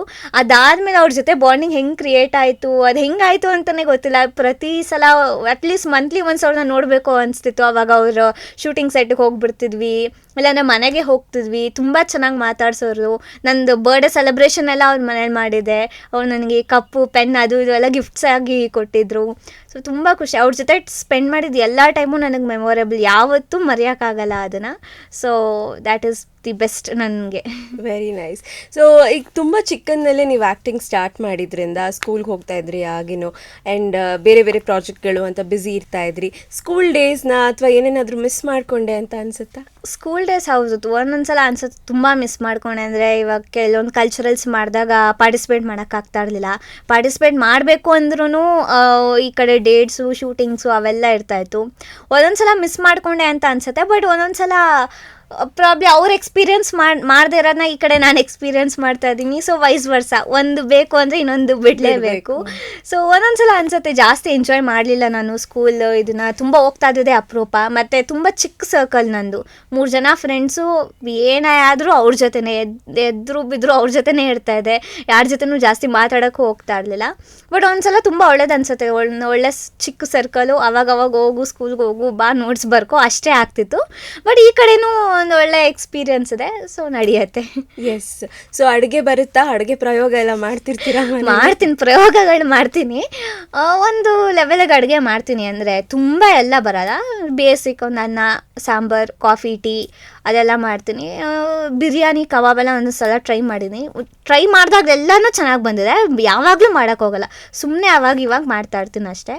ಮನೇಲಿ ನಾನು ಪಾಸ್ತಾ ಚೆನ್ನಾಗಿ ಮಾಡ್ತೀನಿ. ಅದನ್ನ ಯಾವಾಗಲೂ ಮಾಡ್ತಾ ಇರ್ತೀನಿ, ಅದು ಒಂದು ದಿನ ಮಾಡ್ತಾ ಇರ್ತೀನಿ ಅಷ್ಟೇ. ಓಕೆ. ಸೊ ಅಡುಗೆ ಮಾಡೋದ್ರ ಬಗ್ಗೆ ಅಂತೂ ಆಸಕ್ತಿ ಇದೆ ಅಂತ ಹೇಳಿದ್ರಿ. ಆ್ಯಂಡ್ ನಟನೆಯಲ್ಲಿ ನಿಮ್ಮನ್ನು ನೀವು ಆಲ್ರೆಡಿ ಪ್ರೂವ್ ಮಾಡ್ಕೊಂಡ್ಬಿಟ್ಟಿದ್ದೀರಾ. ಈಗ ಡಾನ್ಸ್ ಹಾಡುಗಾರಿಕೆ ಅಂತ ಬಂದಾಗ ಕಲಿಕೆ ಶುರುವಾಗಿದ್ದು ಹೇಗೆ, ಅಥವಾ ಹಾಗೆ ನೀವು ನಟನೆ ಜೊತೆಯಲ್ಲಿ ಶುರು ಮಾಡ್ಕೊಂಡ್ರಾ ಹೇಗೆ ಅಂತ ಹೇಳಿ? ಡ್ಯಾನ್ಸ್ ಆ್ಯಕ್ಚುಲಿ ನಾನು ಹೇಳಬೇಕು, ನಾನು ಭೂಮಿಗೆ ಬಂದ ಭಗವಂತ ಮಾಡೋದ್ನಲ್ಲ, ನನಗೆ ಡ್ಯಾನ್ಸ್ ಅಂದ್ರೇ ಬರ್ತಾ ಇರಲಿಲ್ಲ. ಅಂದರೆ ಈಗಲೂ ಏನು ಬರೋದೆ ಅಂತಲ್ಲ, ಬಟ್ ಇನ್ನೂ ವರ್ಸ್ ಆಗಿದ್ದೆ ನಾನು. ಒಂದು ನಾರ್ಮಲ್ ಸ್ಟೆಪ್ ಮಾಡು ಅಂದ್ರೂ ಮಾಡ್ತಾ ಇರಲಿಲ್ಲ. ಯಾಕಂದರೆ ಸ್ಕೂಲ್ ಆ್ಯನ್ಯುವಲ್ ಡೇಗಳೆಲ್ಲ ನಮಗೆ ಹೇಳ್ಕೊಟ್ಟಿರೋದು ಇದು ಒಂದೇ ಸ್ಟೆಪ್ಪು, ಅದು ಬಿಟ್ಟು ನನಗೆ ಇನ್ಯಾವ ಸ್ಟೆಪ್ಗಳು ಬರ್ತಾ ಇರಲಿಲ್ಲ. ಆವಾಗ ಕೃತಿಕಾ ಅವರು ಅವ್ರ ಜೊತೆ ರೀಲ್ಸ್ ಮಾಡ್ತಾಯಿದ್ದೆ. ನಾನು ಆ್ಯಕ್ಚುಲಿ ರೀಲ್ಸ್ ಮಾಡೋಕ್ಕೆ ಶುರು ಮಾಡಿದ್ದೆ ಆವಾಗ, ಡ್ಯಾನ್ಸ್ ಮಾಡೋಕ್ಕೆ ಒಂದು ಕಾನ್ಫಿಡೆನ್ಸ್ ಬಂದಿದೆ ಆವಾಗ. ಅವ್ರ ಜೊತೆ ರೀಲ್ಸ್ ನೀನು ಮಾಡ್ಸಿ, ನಾನು ನೀನು ಇದೆಲ್ಲ ಕಲಿಬೇಕು, ಇದೆಲ್ಲ ಮಾಡ್ಬೇಕು, ನಾನು ಹೇಳ್ಕೊಡ್ತೀನಿ ಬಾ, ನಾನು ಮಾಡಿಸ್ತೀನಿ ಬಾ ಅಂತ ಅಂದ್ಬಿಟ್ಟು ಅವರೇ ನನಗೆ ಪುಷ್ ಮಾಡಿ, ಏಂತಕ್ಕೆ ಬರಲ್ಲ ನಿನಗೆ, ಮಾಡು ಇವಾಗ ನಾನು ಹೇಳ್ಕೊಡ್ತೀನಿ, ಇಷ್ಟು ಮಾಡು ಅಂತ. ನಾನು ಇಲ್ಲ ನನಗೆ ಬರಲ್ಲ ಅಂತೆಲ್ಲ ಕೂತಿರೋದುಂಟು. ಅವರೇ ಜಾಸ್ತಿ ನನಗೆ ಮೋಟಿವೇಶನ್ ಕೊಡ್ತಾ ಇದ್ದಿದ್ದು, ಇಲ್ಲ ಮಾಡು ನೀನು ಮಾಡ್ತೀಯ ಮಾಡು ಅಂತ. ಸೊ ಅವ್ರ ಜೊತೆ ರೀಲ್ಸ್ ಮಾಡಿನೇ ನಾನು ಸ್ವಲ್ಪ ಡ್ಯಾನ್ಸು ಸ್ವಲ್ಪ ಮಾಡ್ತೀನಿ ಅಂದರೆ ಅವರಿಂದನೇ ಶುರು ಆಗಿತ್ತು. ಕಾನ್ಫಿಡೆನ್ಸ್ ಬಂದಿದೆ ಆವಾಗ ನನಗೆ. ಅದಾದಮೇಲೆ ಝೀ ಜಾತ್ರೆ, ಝೀ ನಾಮಿನೇಷನ್ ಪಾರ್ಟಿ, ಕುಟುಂಬ, ಅಲ್ಲೆಲ್ಲ ಡ್ಯಾನ್ಸ್ ಪರ್ಫಾರ್ಮೆನ್ಸ್, ಸ್ಟೇಜ್ ಪರ್ಫಾರ್ಮೆನ್ಸ್ ಎಲ್ಲ ಕೊಟ್ಟಿದ್ರಲ್ಲ. ಸೊ ಆವಾಗ ಒಂದು ಸ್ವಲ್ಪ ಕಾನ್ಫಿಡೆನ್ಸ್ ಬಂದು ನಾನು ಡ್ಯಾನ್ಸ್ ಮಾಡ್ಬೋದು. ಹೇಳ್ಕೊಟ್ಟಿದ್ದಷ್ಟು ಮಾಡ್ತೀನಿ, ಓನಾಗಿ ಏನೂ ಮಾಡೋಕ್ಕೆ ಬರಲ್ಲ. ಇದನ್ನು ಮಾಡು ಅಂದರೆ ಮಾಡ್ತೀನಿ ಅದನ್ನು.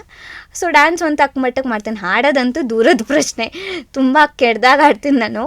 ನನ್ನ ವಾಯ್ಸ್ ಕೂಡ ತುಂಬ ಸಣ್ಣದಾಗಿದೆ, ನಾನು ಹಾಡಿದ್ರೆ ಚೆನ್ನಾಗೂ ಕೇಳಲ್ಲ. ಬಟ್ ನನಗೆ ಆಸೆ ಇದೆ ಹಾಡೋದು ಕಲಿಬೇಕು, ನನಗೂ ಹಾಡೋಕ್ಕೆ ಇಷ್ಟ ಅಂತ. ಎಸ್. ಸೊ ಡ್ಯಾನ್ಸ್ ಬಗ್ಗೆ ಹೇಳಿದ್ರಿ, ಅಡುಗೆ ಬರುತ್ತೆ ಅಂತ ಹೇಳಿದ್ರಿ. ಸೊ ಇದೆಲ್ಲ ಬಿಟ್ಟು ಬೇರೆ ಹವ್ಯಾಸಗಳೇನಾದರೂ ಇದೆಯಾ? ಹ್ಯಾಬಿಟ್ಸ್ ಅಂದರೆ ಸ್ವಿಮ್ಮಿಂಗ್ ಕಲ್ತಿದ್ದೀನಿ ನಾನು. ಸ್ವಿಮ್ಮಿಂಗ್ ಒಂದಷ್ಟು ಕ್ಲಾಸಸ್ಗೆಲ್ಲ ಹೋಗಿ ಸಪ್ರೇಟಾಗಿ ಎಲ್ಲ ಥರ ಕಲ್ತೀನಿ. ಫ್ರಂಟ್ ಸ್ಟ್ರೋಕ್, ಬ್ಯಾಕ್ ಸ್ಟ್ರೋಕ್, ಆ ಥರ ಎಲ್ಲ. ಅದೊಂದು ಹ್ಯಾಬಿಟ್ ಇದೆ. ಅಂದರೆ ಇವಾಗ ಟೈಮ್ ಸಿಗ್ತಾಯಿಲ್ಲ ಅಂದರೆ ಏನು ಮಾಡೋದಕ್ಕೂ, ಬಟ್ ಅವಾಗ ಕಲ್ತಿರೋದ್ರಿಂದ ನನಗೆ ಇಷ್ಟ ಆ್ಯಕ್ಚುಲಿ ಸ್ವಿಮ್ಮಿಂಗ್ ಮಾಡೋದೆಲ್ಲ. ಅದು ಬಿಟ್ಟು ಡ್ರಾಯಿಂಗ್ ಮಾಡ್ತೀನಿ, ನಂಗೆ ಡ್ರಾಯಿಂಗ್ ತುಂಬ ಇಷ್ಟ. ಫ್ರೀ ಇದ್ದಾಗಲೆಲ್ಲ ಡ್ರಾಯಿಂಗ್ ಮಾಡ್ಕೊಂಡು ಕೂತಿರ್ತೀನಿ. ಫ್ರೀ ಇದ್ದಾಗ ಇದು ಎರಡೇ ನನಗೆ ಮಾಡೋಕ್ಕೆ ಸಿಗೋದು, ಇನ್ನು ಮಿಕ್ಕಿದ್ದು ಅಷ್ಟಕ್ಕಷ್ಟೇ. ಓಕೆ. ಸೊ ನಟನೆ ಬಿಟ್ಟು ಬೇರೆ ಕ್ಷೇತ್ರದಲ್ಲಿ ಏನಾದರೂ ಸಾಧನೆ ಮಾಡಬೇಕು ಅನ್ನೋ ಹಂಬಲ ಇದೆಯಾ, ಅಥವಾ ನಟನೆಯಲ್ಲೇ ನಾನು ಕಂಟಿನ್ಯೂ ಮಾಡ್ತೀನಿ ಅಂತ ಅಂದ್ಕೊಂಡಿದ್ದೆ? ಹೌದು, ಆ್ಯಕ್ಟಿಂಗ್ ಬಿಟ್ಟು ನಾನು ಆ್ಯಕ್ಟಿಂಗ್ನ ಪ್ರೊಫೆಷ್ನಲ್ ಆಗಿ ಚೂಸ್ ಮಾಡಬೇಕು ಅಂದರೆ ನಾನು ಕಂಪ್ಲೀಟ್ ಫೋಕಸ್ ಇಲ್ಲೇ ಕೊಡಬೇಕು. ಬಟ್ ನಾನು ಇದನ್ನ ಪ್ಯಾಷನ್ ಆಗಿ ಇಟ್ಕೊಂಡು ಪ್ರೊಫೆಷ್ನಲಿಸಮ್ ಥರ ತೊಗೊಳ್ಳೋದಾದರೆ ಏನಾದರೂ ತೊಗೋಬೇಕು ಅನ್ನೋದು ತುಂಬ ಇದೆ. ಸೊ ಇವಾಗ ಒಂದು ಬೇಸಿಕ್ ಡಿಗ್ರಿ ಅಂತ ತೊಗೊಂಡಿದ್ದೀನಿ. ಡಿಗ್ರಿ ಒಂದು ಕಂಪ್ಲೀಟ್ ಆದಮೇಲೆ ಪ್ಲ್ಯಾನ್ ಮಾಡಬೇಕು. ಅಂದರೆ ಕಾಮರ್ಸ್ ತೊಗೊಂಡಿರೋದ್ರಿಂದ ನಮ್ಗೆ ವೈಡ್ ಆಪ್ಷನ್ಸ್ ಇದೆ, ಎಷ್ಟೊಂದು ಎಕ್ಸಾಮ್ಸ್ ಬರಿಬೋದು, ನಮ್ಗೆ ವೆರೈಟೀಸ್ ಆಫ್ ಆಪ್ಷನ್ಸ್ ಇದೆ. ಇಂಜಿನಿಯರಿಂಗ್, ಡಾಕ್ಟರ್ ಅದೆಲ್ಲ ಹೊರತು, ಅದು ಸೈನ್ಸ್ ತೊಗೊಂಡ್ರೆ ನನಗೆ ಇದ್ದಿದ್ದು ಅದೊಂದೇ, ಏನಾದರೂ 2 ಆಗ್ಬೋದು ಅಷ್ಟೇ. ಬಟ್ ಇದು ತೊಗೊಂಡ್ರೆ ಪ್ರಾಬ್ಲಿ ಗೌರ್ಮೆಂಟ್ ಕಡೆ ಆ ಕಡೆ ಸ್ವಲ್ಪ ಹೋಗ್ಬೋದು, ಪಾಲಿಟಿಕ್ಸ್ ಕಡೆ ಹೋಗ್ಬೋದು ಅನ್ನೋ ಥರ ಕಾಮರ್ಸಲ್ಲಿ ತುಂಬ ವೆರೈಟೀಸ್ ಆಫ್ ಆಪ್ಷನ್ಸ್ ಇದೆ. ಸೊ ಡಿಗ್ರಿ ಮುಗಿದಾದ್ಮೇಲೆ ನನ್ನ ಗ್ರಾಫ್ ಹೆಂಗಿದೆ, ಹೆಂಗೆ ನಡೀತಾ ಇದೆ ಇಂಡಸ್ಟ್ರಿಯಲ್ಲಿ, ಪಾತ್ರಗಳು ಹೆಂಗೆ ಬರ್ತಿದೆ, ಅದನ್ನೆಲ್ಲ ನೋಡಿಕೊಂಡು ಆವಾಗ ಡಿಸೈಡ್ ಮಾಡ್ಕೊಳ್ಳೋಣ ಅಂತ ಇದ್ದೀನಿ. ಬಟ್ ನನಗೆ ಎಜುಕೇಷನ್ ವೈಸ್ ಏನಾದರೂ ಒಂದು ಅಚೀವ್ ಮಾಡಬೇಕು ಅನ್ನೋದು ತುಂಬ ಇದೆ. ಸೊ ನೋಡಬೇಕು. ಎಸ್. ಸೊ ಸಿನಿಮಾ ಅಂತ ಬಂದಾಗ ಸಾಕಷ್ಟು ಎಕ್ಸ್ಪೀರಿಯನ್ಸ್ ಆಗಿದೆ, ಸಾಕಷ್ಟು ಒಳ್ಳೊಳ್ಳೆ ಸಿನಿಮಾಗಳನ್ನ ಮಾಡಿದ್ದೀರಾ, ಒಳ್ಳೊಳ್ಳೆ ಪಾತ್ರಗಳನ್ನ ಮಾಡಿದ್ದೀರಾ. ಪ್ರತಿಯೊಬ್ಬ ಆರ್ಟಿಸ್ಟ್ಗೂ ಒಂದು ಇರುತ್ತೆ ಮೈಂಡಲ್ಲಿ, ನಾನು ಇಂಥ ಒಂದು ಪಾತ್ರ ಪ್ಲೇ ಮಾಡಬೇಕು, ನಂಗೆ ಈ ಥರ ಒಂದು ಪಾತ್ರ ಸಿಕ್ಕರೆ ಚೆನ್ನಾಗಿರುತ್ತೆ, ಅಥವಾ ನಮ್ಮ ಇಷ್ಟದ ನಟ ನಟಿಯರೊಂದಿಗೆ ಸ್ಕ್ರೀನ್ ಮೇಲೆ ಕಾಣಿಸ್ಕೋಬೇಕು ಅಂತ. ಆ ಥರದ್ದೇನಾದರೂ ನಿಮ್ಮ ಮನಸ್ಸಲ್ಲಿ? ಪಾತ್ರದ್ದು ಅಂದರೆ ನಾನು ಆವಾಗಲಿಂದನೂ ನಾನು ಕ್ರೇವ್ ಮಾಡ್ತಾ ಇರೋದು ಅರುಂಧತಿ ಸಿನಿಮಾದಲ್ಲಿ ಅನುಷ್ಕಾ ಶೆಟ್ಟಿ ಅವರ ಪಾತ್ರ ನನ್ನ ಫೇವ್ರೆಟ್ ರೋಲ್ ಅದು. ಅಂದರೆ ನಾನು ಈಗಲೂ ಅಂದರೆ ಆ ಡಿವೈನಿಟಿ ಇದನ್ನು ನೆಕ್ಸ್ಟ್ ಬೀಟ್ ಮಾಡೋಕ್ಕೆ ಯಾರಿಗೂ ಆಗಲ್ಲ, because she has set that standard. But ಅದಕ್ಕೆ ಸ್ವಲ್ಪ ಸಿಮಿಲರ್ ರೀತಿ ಪಾತ್ರಗಳು, ಅಷ್ಟು ಪವರ್ಫುಲ್ ಪಾತ್ರ. ಅದು ನನಗೆ ಸಿಕ್ಕಾಪಟ್ಟೆ ಇಷ್ಟ ಆ ಮೂವಿ. ನಾನು 1000 ಸಲ ನೋಡ್ಬಿಟ್ಟಿದ್ದೀನಿ ಅದನ್ನು. ಅವ್ರನ್ನ ನೋಡೋಕ್ಕೆ, ಅವ್ರನ್ನ ಆ ಲುಕ್ಕಲ್ಲಿ ನೋಡೋಕ್ಕೆ ಅಂತಲೇ ಆ ಸಿನಿಮಾ ನೋಡ್ತೀನಿ ನಾನು. ಸೊ ಆ ಥರ ಒಂದು ಪಾತ್ರ ಮಾಡಬೇಕು ಅಂತ ಸಿಕ್ಕಾಪಟ್ಟೆ ಆಸೆ ಇದೆ ನನಗೆ. ಆ ಡಿವೈನಿಟಿ, ಆ ಒಂದು ಆ ಹುಡುಗಿನ ಅದು ಎಷ್ಟು ಚೆನ್ನಾಗಿ ತೋರಿಸಿದ್ದಾರೆ ಆ ಪಾತ್ರನ, ಅದು ಸಿಕ್ಕಾಪಟ್ಟೆ ಇಷ್ಟ ನನಗೆ. ಸೊ ಆ ಥರ ಪಾತ್ರ ಮಾಡಬೇಕು ಅನ್ನೋ ಆಸೆ ಇದೆ. ಇನ್ನು ಆ್ಯಕ್ಟರ್ಸ್ ಅಂತ ಬಂದರೆ ನಾನು ಕನ್ನಡ ಇಂಡಸ್ಟ್ರಿಯಲ್ಲಿ ಯಶ್ ಸರ್ ಮತ್ತು ಸುದೀಪ್ ಸರ್ ಜೊತೆ ವರ್ಕ್ ಮಾಡಿಲ್ಲ. ಸೊ ಅವರಿಬ್ಬರ ಜೊತೆ ಯಾವುದಾದ್ರೂ ಒಂದು ಒಳ್ಳೆ ಪಾತ್ರ ಸಿಕ್ಕಿದ್ರೆ, ಒಂದು ಒಳ್ಳೆ ಮೂವಿ ಸಿಕ್ಕಿದ್ರೆ ಅಫ್ಕೋರ್ಸ್ ಮಾಡೋಕ್ಕಾಯ್ತಾ ಇದ್ದೀನಿ. ಓಕೆ. ಸೊ ತುಂಬ ಚಿಕ್ಕವರಿರುವಾಗಲೇ ಆ್ಯಕ್ಟಿಂಗ್ ಸ್ಟಾರ್ಟ್ ಮಾಡಿದ್ರಿ. ಪ್ರಾಬಬ್ಲಿ ಅವಾಗ ನಿಮಗಿನ್ನೂ ಈ ಥರ ಥಾಟ್ ಬಂದಿರುತ್ತೋ ಇಲ್ವೋ ಗೊತ್ತಿಲ್ಲ. ಬಟ್ ಅದಾದಮೇಲೆ ಆ್ಯಕ್ಟ್ ಮಾಡ್ತಾ ಮಾಡ್ತಾ ಯಾರೇನಾದರೂ ಓಕೆ ಇವ್ರು ನನಗೆ ಇನ್ಸ್ಪಿರೇಷನ್ ಅಂತ ನೀವು ಅಂದ್ಕೊಂಡಿದ್ದೀರಾ ಅಂತಂದರೆ ಯಾರು? ಅದೇ ಚಿಕ್ಕವಳಿದಾಗ ಅದೇನು ಬರಲ್ಲ, ಬಟ್ ನಾನು ಬೆಳೆದಿದ್ದೆ ಅಪ್ಪು ಸರ್ ಫ್ಯಾನ್ ಆಗಿ. ಸೊ ಎಲ್ಲ ರೀತಿ ನನಗೆ ಅವರೇ ಇನ್ಸ್ಪಿರೇಷನ್. ಅವರು ಅವರ ಅಭಿಮಾನಿಗಳನ್ನ ನಡ್ಸ್ಕೊಳ್ತಾ ಇದ್ದಂಥ ರೀತಿ ಆಗಿರ್ಬೋದು, ಅವರು ಸಿನಿಮಾಗಳು ಮಾಡ್ತಾ ಇರೋದು ಅಂಥದ್ದು, ಮತ್ತು ಅವ್ರಿಗಿದ್ದಿದ್ದು ಆ ಫ್ಯಾನ್ ಬೇಸ್, ಆ ಒಂದು ಟೋಟಲ್ ಸಪ್ರೇಟ್ ಆಡಿಯನ್ಸ್, ಅವ್ರಿಗೆ ಸಪ್ರೇಟ್ ಫ್ಯಾನ್ ಬೇಸ್ ಇತ್ತು. ಒಂದು ಫ್ಯಾಮ್ಲಿ ಆಡಿಯನ್ಸ್ನ ಇಟ್ಕೊಂಡಿದ್ರು Appu sir. So Appu sir ಅಂದರೆ ಒಂದು ಚಿಕ್ಕ ಮಗುವಿಂದ ಹಿಡಿದು ವೃದ್ಧರಿಗೂ ಅವ್ರು ಅಷ್ಟು ಇಷ್ಟ ಆಗ್ತಾರೆ. ಅಂದರೆ ಅವ್ರದ್ದೊಂದು ಪರ್ಸ್ನಾಲಿಟಿನೇ ಹಂಗೆ. ಇಂಥವ್ರಿಗೆ ಅಪ್ಪು ಸರ್ ಇಷ್ಟ ಇಲ್ಲ ಅನ್ನೋದೇ ಇಲ್ಲ. ಸೊ ಅವರೇ ನನಗೆ ಐಡಲ್, ಇನ್ಸ್ಪಿರೇಷನ್ ಎಲ್ಲಾನು. ಓಕೆ. ಸೊ ಕಲಿಕೆ ಅಂತ ಬಂದಾಗ ಇದೆಲ್ಲ ಹೇಗೆ ಶುರುವಾಯಿತು ಅಂತ ನೀವು ಹೇಳ್ತೀರಾ? ಬಿಕಾಸ್ ಆರ್ಟಿಸ್ಟ್ ಅಂತ ಬಂದಾಗ ಜನರಿಗೊಂದು ಕುತೂಹಲ ಇರುತ್ತೆ. ಸ್ಕೂಲ್ಗೆ ಹೋಗಿದ್ರೆ ಆ್ಯಕ್ಟಿಂಗ್ ಸ್ಕೂಲ್ಗೆ, ಅಥವಾ ಇದೆಲ್ಲ ಹೇಗೆ ಸ್ಟಾರ್ಟ್ ಆಯಿತು, ಇಲ್ಲ ತಾನಾಗೆ ತಾನು ತಮ್ಮ ಅಬಿಲಿಟಿ ಗೊತ್ತಾಗಿ ಶುರು ಮಾಡಿಕೊಂಡ್ರೆ ಹೇಗೆ ಅಂತ? ಆ್ಯಕ್ಟಿಂಗ್ ಸ್ಕೂಲೆಲ್ಲ ಏನಿಲ್ಲ. ಅಂದರೆ ನಾನು ಹೇಳ್ದಂಗೆ ಅದೇ ವೆಬ್ ಸೀರೀಸ್ ಅದು ಒಂದು ಮಾಡಿದ್ದು, ಅದಾದಮೇಲೆ ಭರಾಟೆಯಲ್ಲಿ ಚಾನ್ಸ್ ಸಿಕ್ತು. ಹಂಗೆ ಮೂವೀಸ್ಗಳು ಮಾಡ್ತಾನೆ ನಾನು ಕಲ್ತಿದ್ದು. ಅಂದರೆ ಹಿಂಗೆ ಡೈರೆಕ್ಟರ್ಸ್ಗಳು ಹೇಳಿಕೊಟ್ಟು ಹಿಂಗೆ ಮಾಡಿ ಆ ಥರನೇ ನಾನು ಅರ್ಧ ಕಲಿಕೆ ಆಗಿದ್ದು. ಅದು ಭೂಮಿಗೆ ಬಂದ ಭಗವಂತ ಹೇಳಿದ್ನಲ್ಲ, ಅಲ್ಲಿ 1.5 ವರ್ಷ ಅಷ್ಟು ದೊಡ್ಡ ದೊಡ್ಡ ಆರ್ಟಿಸ್ಟ್ಗಳ ಜೊತೆ ಕೆಲಸ ಮಾಡಿ ಪ್ರತಿಯೊಂದನ್ನು ನೋಡಿ ಕಲ್ತಿದ್ದು ಸ್ವಲ್ಪ ಅಲ್ಲೇ. ಅಂದರೆ ಒಂದು ನನ್ನ ಮೇಲೆ ನನಗೊಂದು ಕಾನ್ಫಿಡೆನ್ಸ್, ಹಿಂಗೆ ಆ್ಯಕ್ಟ್ ಮಾಡಬೇಕು, ಹಿಂಗೆ ಬರಬೇಕು ಅಂತ ಬಂದಿದ್ದೆ ಭೂಮಿಗೆ ಬಂದ ಭಗವಂತ ಮಾಡಾದ್ಮೇಲೆ. ಬಟ್ ನಾನೇನು ಹೇಳ್ತೀನಿ ಅಂದರೆ, ಸಪ್ರೇಟಾಗಿ ಒಂದು ಲೀಡಾಗಿ ಲಾಂಚ್ ಆಗಿ ಆಮೇಲೆ ಆ್ಯಕ್ಟಿಂಗ್ ಎಲ್ಲ ಕಲಿಯೋದಕ್ಕಿಂತ ಸಣ್ಣ ಪುಟ್ಟ ಪಾತ್ರಗಳು ಮಾಡ್ಕೊಂಡು ಬಂದು ಎಲ್ಲರ ಜೊತೆ ಬೆರೆತು, ಎಲ್ಲರೂ ಹೆಂಗೆ ಏನು ಅಂತೆಲ್ಲ ತಿಳ್ಕೊಂಡು, ಪ್ರತಿಯೊಬ್ಬರು ಆ್ಯಕ್ಟಿಂಗ್ ನೋಡಿಕೊಂಡು ಒಂದು ಏನೂ ಇಲ್ಲದೆ ಬಂದು ಕಲಿತು ಮಾಡೋದು, ಆವಾಗ ಸ್ವಲ್ಪ ಸ್ಟ್ರಾಂಗ್ ಆಗಿ ನಮ್ಮ ಫೌಂಡೇಶನ್ ನಿಲ್ಲತ್ತೆ. So I believe in that. ಅಂದರೆ ಹಾಗೆ ಸಣ್ಣ ಪುಟ್ಟ ಪಾತ್ರಗಳು ಮಾಡ್ಕೊಂಡು ಬಂದೆ ನಾನು ಸ್ವಲ್ಪ ಆ್ಯಕ್ಟಿಂಗ್ ಹಾಗೆ ಹಿಂಗೆ ಅಂತ ಕಲ್ತಿದ್ದು. ಇನ್ನು ಈಗಲೂ ಕಲಿತಾ ಇದ್ದೀನಿ. ಇವಾಗ ಕನ್ನಡ ಸೀರಿಯಲ್ ಮಾಡಿ ಇವಾಗ ಈಗಲೂ ಅಷ್ಟು ದೊಡ್ಡ ದೊಡ್ಡ ಆರ್ಟಿಸ್ಟ್ ಅಭಿಜಿತ್ ಸರ್ ಇದ್ದಾರೆ, ಅವ್ರನ್ನೆಲ್ಲ ನೋಡಿ ಕಲಿಯೋದು ತುಂಬ ಇದೆ. ಸೊ ಹೀಗೆ ಮುಂದೆ ಕೂಡ ಹಾಗೆ ನನ್ನ ಕಲಿಕೆ ಹೀಗೆ ನಡೀತಾ ಇರತ್ತೆ. ಸೊ ಸಪ್ರೇಟ್ ಸ್ಕೂಲ್ ಅಂತೆಲ್ಲ ಏನು ಹೋಗಿಲ್ಲ. ನಾನು ಏನು ಕೆಲಸ ಮಾಡ್ತೀನಿ ಅಲ್ಲೇ ಕಲಿತಾ ಇರೋದು ನಾನು. ಎಸ್. ಸೊ ಇದೆಲ್ಲದ್ರ ಜೊತೆ ಇನ್ನಷ್ಟು ಹುಮ್ಮಸ್ ಕೊಡೋದು, ಮೋಟಿವೇಶನ್ ಕೊಡೋದು ಅಂದರೆ ಪ್ರಶಸ್ತಿಗಳು. ಸೊ ನಿಮಗೆ ಬಂದಿರುವಂಥ ಪ್ರಶಸ್ತಿಗಳ ಬಗ್ಗೆ ಹೇಳೋದಾದರೆ ಹೇಳಿ. ನನಗೆ ವೇದ ಸಿನಿಮಾಗೆ ಕನ್ನಡ ಚಿತ್ರಸಂತೆ ಪ್ರಶಸ್ತಿ ಬಂದಿತ್ತು, ಬೆಸ್ಟ್ ಚೈಲ್ಡ್ ಆರ್ಟಿಸ್ಟ್ ಅಂತ. ಸೊ ಅದು ನನ್ನ ಮೊದಲನೇ ಪ್ರಶಸ್ತಿ. ದ್ಯಾಟ್ ಈಸ್ ಆಲ್ವೇಸ್ ಸ್ಪೆಷಲ್ ನನಗೆ. ಅಂದರೆ ಅಂದ್ಕೊಂಡಿರಲಿಲ್ಲ ಆ ಸಿನಿಮಾಗೆ ಬರುತ್ತೆ ಅಂದರೆ. ಬಟ್ ಏನೋ ಗೊತ್ತಿಲ್ಲದೆ ಆ ಸಿನಿಮಾ ಬಂದಿದ್ದು ತುಂಬ ಅಚಾನಕ್ಕಾಗಿ. ಬಜರಂಗಿ 2 ಮಾಡಿದ್ದೆ, ಅದರಲ್ಲಿ ಕೂಡ ಅದೇ ಸೇಮ್ ಪ್ರಾಬ್ಲಮ್ ಆಯಿತು. ಸೀನ್ ಅದ್ರದ್ದೇನೋ ಸಿಮ್ಲರ್ ಇದಿರಲಿಲ್ಲ ಅಂತ ಅದನ್ನು ಕಟ್ ಮಾಡಿದರು ಬಜರಂಗಿ 2 ಅಲ್ಲಿ. ಅದಕ್ಕೆ ಹರ್ಷ ಸರು ಇಲ್ಲ ವೇದಾಗ್ ನೀನು ಇದನ್ನು ಮಾಡಲೇಬೇಕು ಅಂತ ಕರೆಸಿ ಮಾಡಿಸಿದ್ದು. ಸೊ ಆ ಪಾತ್ರಕ್ಕೆ ಅವಾರ್ಡ್ ಬಂದಿದ್ದು, ನನಗೆ ಅವಾರ್ಡ್ ಕೊಟ್ಟಿದ್ದು ಶ್ರುತಿ ಮ್ಯಾಮು. ಸೊ ತುಂಬ ಖುಷಿ ಇದೆ. That is very much special. ಇನ್ನು ಮಿಕ್ಕಿದೆಲ್ಲ ಪ್ರಾಬ್ಲಿ ಕಾಗದಾಗಿ ನಾಮಿನೀಸ್ ಆಗಿತ್ತು ಅಷ್ಟೇ, ಬಟ್ ಅವಾರ್ಡ್ ಯಾವುದೂ ಬಂದಿಲ್ಲ ಅದಕ್ಕೆ. ಬಟ್ ಚಿತ್ರಸಂತೆಯಲ್ಲಿ ಬಂದಿರೋದು ಇಸ್ ಆಲ್ವೇಸ್ ಸ್ಪೆಷಲ್ ನನಗೆ. ಸೊ ಈಗ ಯಾವ್ಯಾವ ಸಿನಿಮಾಗಳು ಶೂಟಿಂಗಲ್ಲಿವೆ, ಯಾವ್ಯಾವ ಸಿನಿಮಾಗಳು ರಿಲೀಸ್ಗೆ ರೆಡಿ ಇವೆ ಅಂತ ಹೇಳ್ಬೋದಾ? ಶೂಟಿಂಗ್ ಇವಾಗ ನಾನು ರುದ್ರಾವತಾರ ಅನ್ನೋ ಮೂವಿಗೆ ಶೂಟ್ ನಡೀತಾ ಇದೆ. ಅದು ಶಶಿಕುಮಾರ್ ಸರ್ ಹೀರೋ ಅದಕ್ಕೆ. ಸೊ ಅವ್ರದ್ದು ಒಂಥರ ಕಮ್ಬ್ಯಾಕ್ ಥರ ಒಂದು ಫ್ಯಾಮಿಲಿ ಮೂವಿ ಅದು. ಈಗಿನ ಜನ್ರೇಷನ್ ಹೆಂಗಿದೆ, ಹೆಂಗೆ ಮಕ್ಳದ್ದು ಹೆಂಗೆ ನಡೀತಾ ಇದೆ ಅನ್ನೋದಕ್ಕೆ ಒಂದು ಮಿಡಲ್ ಕ್ಲಾಸ್ ಫ್ಯಾಮಿಲಿ ಥರ ಒಂದು ಕತೆ. ತುಂಬ ಚೆನ್ನಾಗಿದೆ ಪಾತ್ರ. ಆ್ಯಂಡ್ ಅವ್ರ ಮಗಳ ಕ್ಯಾರೆಕ್ಟರ್ ನಾನು ಮಾಡ್ತಾ ಇರೋದು. ಸೊ ತುಂಬ ಖುಷಿ ಇದೆ ಅವ್ರ ಜೊತೆ ಕೆಲವೊಂದು ಸೀನ್ಗಳಾಗಿರ್ಬೋದು, ತುಂಬ ಎಮೋಷ್ನಲ್ ಸೀನ್ಸ್ ಇದೆ, ತುಂಬ ಜನರಿಗೆ ಇಷ್ಟ ಆಗುತ್ತೆ ಆ ಕತೆ. ಆ ಒಂದು ನಮ್ಮ ಕಾಂಬಿನೇಷನ್ ನೋಡೋಕೆ ತುಂಬ ಖುಷಿ ಪಡ್ತಾರೆ ಅಂದ್ಕೊಂಡಿದ್ದೀನಿ. ಸೊ ಅದ್ರ ಶೂಟಿಂಗ್ ಈಗ ಸದ್ಯಕ್ಕೆ ನಡೀತಾ ಇದೆ. ಅದು ಬಿಟ್ಟು ಇನ್ನು ಮಿಕ್ಕಿದೆಲ್ಲ ಕತೆ ಕೇಳಿಬಿಟ್ಟು ನೆಕ್ಸ್ಟ್ ಹೋಗೋ ಸ್ಟೇಜಲ್ಲಿದೆ. ಅಂದರೆ ಶೂಟಿಂಗ್ ಶುರು ಆಗೋಕ್ಕೆ ಸ್ವಲ್ಪ ಡೇಟ್ಸು ಅದು ಇದು ಇದಾಗ್ತದೆ. ಬಟ್ ಇವಾಗ ಕಂಟಿನ್ಯೂಸ್ ಆಗಿ ನಡೀತಾ ಇರೋದು ರುದ್ರಾವತಾರ ಮೂವಿ. ಓಕೆ, ಸೊ ಸೋಷಿಯಲ್ ಮೀಡಿಯಾದಲ್ಲಿ ಹೇಗೆ ನೀವು ಇಂಟ್ರ್ಯಾಕ್ಟ್ ಮಾಡ್ತಿರ್ತೀರಾ ನಿಮ್ಮ ಫ್ಯಾನ್ಸ್ ಜೊತೆ? ಮೆಸೇಜಸ್ ಬರ್ತಾ ಇರುತ್ತಾ? ಹಾಂ ಹೌದು, DMs ಮಾಡ್ತಾ ಇರ್ತಾರೆ. ಕೆಲವೊಂದು ಸೀನ್ಗಳು ಬಂದಾಗ ತುಂಬ ಚೆನ್ನಾಗಿ ಮಾಡಿದ್ದೀರಾ, ನಿಮ್ಮ ದೊಡ್ಡ ಅಭಿಮಾನಿ ನಾನು, ನಿಮ್ಮನ್ನೊಂದ್ಸಲ ಮೀಟ್ ಮಾಡಬೇಕು, ಹಾಗೆ ಹಿಂಗೆ ಅಂತೆಲ್ಲ ಮೆಸೇಜ್ ಮಾಡ್ತಾರೆ. ನಾನು ನೋಡಿದಕ್ಕೆಲ್ಲದಕ್ಕೂ ರಿಪ್ಲೈ ಮಾಡ್ತೀನಿ. ಆಮೇಲೆ ಮತ್ತು ಸೋಷಿಯಲ್ ಮೀಡಿಯಾ ಹ್ಯಾಂಡಲ್ ಮಾಡೋದೆಲ್ಲ ಅಪ್ಪನೇ. ಸೊ ಅವಾಗವಾಗ ಏನು ಬಂದಾಗ ನನಗೆ ಯಾರೋ ಒಬ್ಬರು ಅವ್ರ ಬರ್ಡೇಗೆ ವಿಶಸ್ ತಿಳಿಸಿ ಅಂತ ಇಷ್ಟು ದೊಡ್ಡ ಮೆಸೇಜ್ ಮಾಡಿದರು. ಅದನ್ನು ಕೇಳಿ ಎಮೋಷ್ನಲ್ ಆಗೋದೆ ನಾನು. ನನಗೆ ಎಲ್ಲಿವರೆಗೂ ನಾನು ಯಾರನ್ನೂ ಇಷ್ಟಪಟ್ಟಿಲ್ಲ, ನಮ್ಮ ಅಪ್ಪ ಅಮ್ಮನೂ ನನಗೆ ವಿಶ್ ಮಾಡಿಲ್ಲ. ನೀವೇನೋ ನನಗೆ ತುಂಬ ಇಷ್ಟ, ನೀವು ಒಂದೇ ಒಂದು ವಿಶ್ ಮಾಡಿಬಿಟ್ರೆ ನನ್ನದು ಇಡೀ ದಿನ ಕಂಪ್ಲೀಟ್ ಆದಂಗೆ ಆಗ್ಬಿಡುತ್ತೆ, ಪ್ಲೀಸ್ ಒಂದು ವಿಶ್ ಮಾಡ್ತೀರಾ ಹಂಗೆ ಹಿಂಗೆ ಅಂತ. ಅದನ್ನ ನೋಡಿಬಿಟ್ಟು ಇಷ್ಟೊಂದೆಲ್ಲ ಹೆಂಗೆ ಅಂತ ಅಂದ್ಕೊಂಡು ತುಂಬ ಖುಷಿ ಆಗತ್ತೆ ಆ ಥರ ಮೆಸೇಜಸ್ ಬಂದಾಗ. ಸೊ ಒಂದು ಒಳ್ಳೆ ರೆಸ್ಪಾನ್ಸ್. ನನ್ನ ಯಾರ್ಯಾರು ಇಷ್ಟಪಡ್ತಾರೆ, ನನ್ನ ಸ್ಟೋರೀಸ್ ಆಗಿರ್ಬೋದು, ಪೋಸ್ಟ್ ಆಗಿರ್ಬೋದು, ಏನಾದರೂ ಇಷ್ಟ ಆದರೆ ಸಪ್ರೇಟಾಗಿ ಮೆಸೇಜ್ ಮಾಡಿ DM ಮಾಡ್ತಾರೆ ಹಿಂಗೆ ಹಂಗೆ ಅಂತ. ಸೊ ಇಂಟ್ರ್ಯಾಕ್ಷನ್ಸ್ ಅವಾಗ ನಡೆಯುತ್ತೆ. ಓಕೆ, ಸೊ ಕೊನೆಯ ಪ್ರಶ್ನೆ, ನಿಮ್ಮನ್ನು ತುಂಬ ಪ್ರೀತಿಸೋರಿಗೆ, ನಿಮ್ಮನ್ನು ಫಾಲೋ ಮಾಡೋ ಫಾಲೋವರ್ಸ್ಗೆ, ಫ್ಯಾನ್ಸ್ಗೆ ಏನು ಹೇಳೋಕ್ಕೆ ಇಷ್ಟಪಡ್ತೀರಾ? ನನ್ನ ಫಾಲೋವರ್ಸ್ಗೆ, ನನ್ನ ಇಷ್ಟಪಡೋರಿಗೆ, ನನ್ನ ತುಂಬ ಪುಟ್ಟ ಹುಡುಗಿಯಿಂದಾಗ್ಲಿಂದನೂ ನೋಡ್ಕೊಂಬಂದಿದ್ದೀರಾ. ನನ್ನ ಪ್ರತಿಯೊಂದು ಹೆಜ್ಜೆಲ್ಲೂ ನನ್ನ ಜೊತೆಲಿದ್ದೀರಾ. ನಿಮ್ಮ ಆಶೀರ್ವಾದ, ನಿಮ್ಮ ಪ್ರೋತ್ಸಾಹ, ನಿಮ್ಮ ಬೆಂಬಲ ಒಂದು ಪುಟ್ಟ ಕಲಾವಿದೆ ಮೇಲೆ ಹೀಗೆ ಇರಲಿ. ಮುಂದೆ ಏನೋ ದೊಡ್ಡ ಜರ್ನಿ ಇದೆ. ಸೊ ನನ್ನ ಜೊತೆ ಆಗಲೂ ಇದ್ದೀರಾ, ಈಗಲೂ ಇದ್ದೀರಾ, ಮುಂದೆನೂ ಹೀಗೆ ಇರಲಿ. ನಿಮ್ಮ ಸಪೋರ್ಟ್ ಇನ್ನೂ ಸ್ಟ್ರಾಂಗ್ ಆಗಲಿ. ಐ ಆಮ್ ಆಲ್ವೇಸ್ ಗ್ರೇಟ್ಫುಲ್ ನಿಮ್ಮೆಲ್ರಿಗೂ. Thank you so much. Nice. So ಈ ಬಣ್ಣದ ಲೋಕದ ಜರ್ನಿ ಹೀಗೆ ಕಂಟಿನ್ಯೂ ಆಗಲಿ, ಇನ್ನೂ ಕಲರ್ಫುಲ್ ಆಗಲಿ ಅಂತ ವಿಶ್ ಮಾಡ್ತೀವಿ ನಮ್ಮ ಮಾಧ್ಯಮ ಅನೇಕ ಸಂಸ್ಥೆ ಕಡೆಯಿಂದ. Thank you.